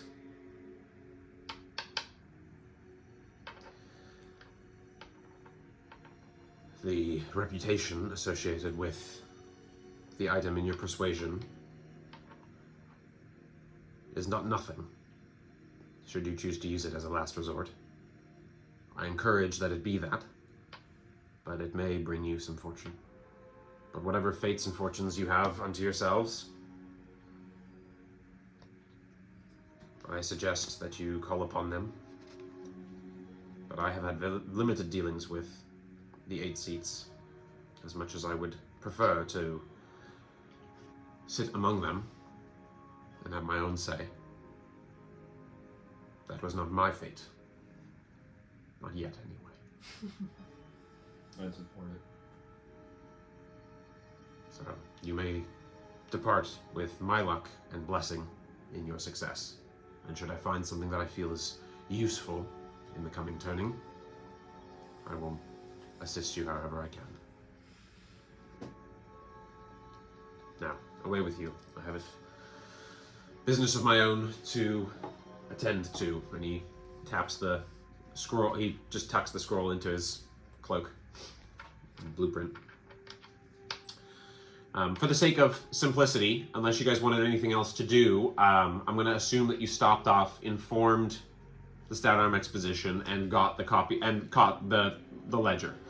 At this stage, not Lysithia, hushed breath, assures you guys that she. Oh, don't worry, I've read it enough. I've read it 3 times already, so I should be able to continue copying it over time. It's just going to take a little bit of time because I really, really hate the bad penmanship, and in my mind it's just all scrabble, and I got to be able to sort it all out and put it in a nice, neat little row, because if you're going to be presenting this, you want it to be nice. So I'm just going to have it, make sure that it's going to be really good, so that's what's going to take me a little bit longer. But if you can take the copy, that's fine. I know I've got it down. It's all here in the dome. Nice. Nice. Cool. Thanks, Ash. Thank you. Before we head up into the city, Tennille will find a not observable space and cast Death Ward on himself, just in case. Nice. Okay, sounds good. So we'll stop there at 8 o'clock. I think we're all getting a little tired, and I think we're all a little strained on the nerves, given all the stuff. But I think you guys did I just have to say, I think you guys did a great job talking through the different options and coming up with a new, improved plan. You guys were given new information that shook things up, and you took that and adapted it into a new plan that I think has a moderate chance, decent chance of seeing some degree of success. What that looks like, some roles might dictate, what you guys choose to say and in what order might dictate. But I would say don't be down on yourselves about trying to come up with different things or that you didn't come up with the perfect solution. We can wait till Kingdom Come to find the perfect solution if there is even one. But you guys did a good job working with new information, working with how you might be able to leverage information, remembering certain facts, and coming up with a decision. I think that's great. So, you can be heartened with that. Go us. We can go forward. You squeezed some money and an item out of it at the 11th hour here with Vint, with the turnover, and you found use of that information even though you weren't going to use it yourselves, right? That's a smart thing to do. So good idea, Megan, for that and trying to make a way to work. I think everyone came up with good feedback, good input, and good ideas. So hang in there. I know it's a stressful time, but hopefully that means we're all invested. Hopefully that means people are enjoying. If people have concerns about how they feel the session has been going or things like that, you can feel free to voice that to me or message me. I'm always open for feedback, but I want to say that you guys deserve some congratulations for thinking through some different options. We'll see how it goes. Yeah. It's not over yet, but, not all doom and gloom, and we should be able to come up with something interesting as we go forward. So if nothing else, it will be interesting. Yep. And we'll have a chance to do that. So one other thing I wanted to toss out. Regrettably, I will not be able to be here next Sunday. It is my little brother's 21st birthday. So I can see why you wouldn't be there. It's going to be a good time. Okay. What might be helpful is if you're able to text me some information or things that you think of or maybe want to share. I will be so. That way I can help do that, but I can try and throw in your 2 cents and stuff like that. And you have a pretty high persuasion score. Very high persuasion. So that might be helpful. So send. I think I have a picture of your character sheet. You do, yes. So I'll have to look that up. You do, and I'm proficient in persuasion as well, I think. So, you should have like a plus, like 8 or something, plus 7, 8, Yeah, somewhere in that region. So that would probably be helpful as one of the speakers of the party. Persuasion is a +6. Plus 6. Okay, there you go. I mean, that's Still really Neil's solid. also a Yeah. +6. Yeah. So between a couple of I you, got you plus should be able to 7. do that. Yeah. We send the So- 3 of you, and the rest of us just stand in the back. Yeah, so, this is a part of the intrigue, part of that, and I know some people have messaged me saying, I really like the intrigue, some people have said, I'm tired of the intrigue, so hopefully this helps do that, and we can move forward, but, hats off to you guys for pivoting and coming up with different ideas, and I look forward to joining you guys all for another session in a week, so I hope everyone feels better. Thank you for joining, even though you guys aren't feeling super well, Felina and Pierce. I know that's never fun, but thank you for joining and for your inputs. I think you guys added some good pieces of info, both of you, so thank you. Nicholas, thank you for running, even though I know you're also feeling under the weather. Yeah, so, I gotcha. Thank you, Nicholas. so Everyone survived. let's all hope that we have a better week. Let's all hope that it's a little bit nicer for all of us, and At we least can, that the pollen will go down. yeah, and we can pick up next week. So, see you guys next time, and have a great night. Feel Bye, better, guys. everyone. Bye.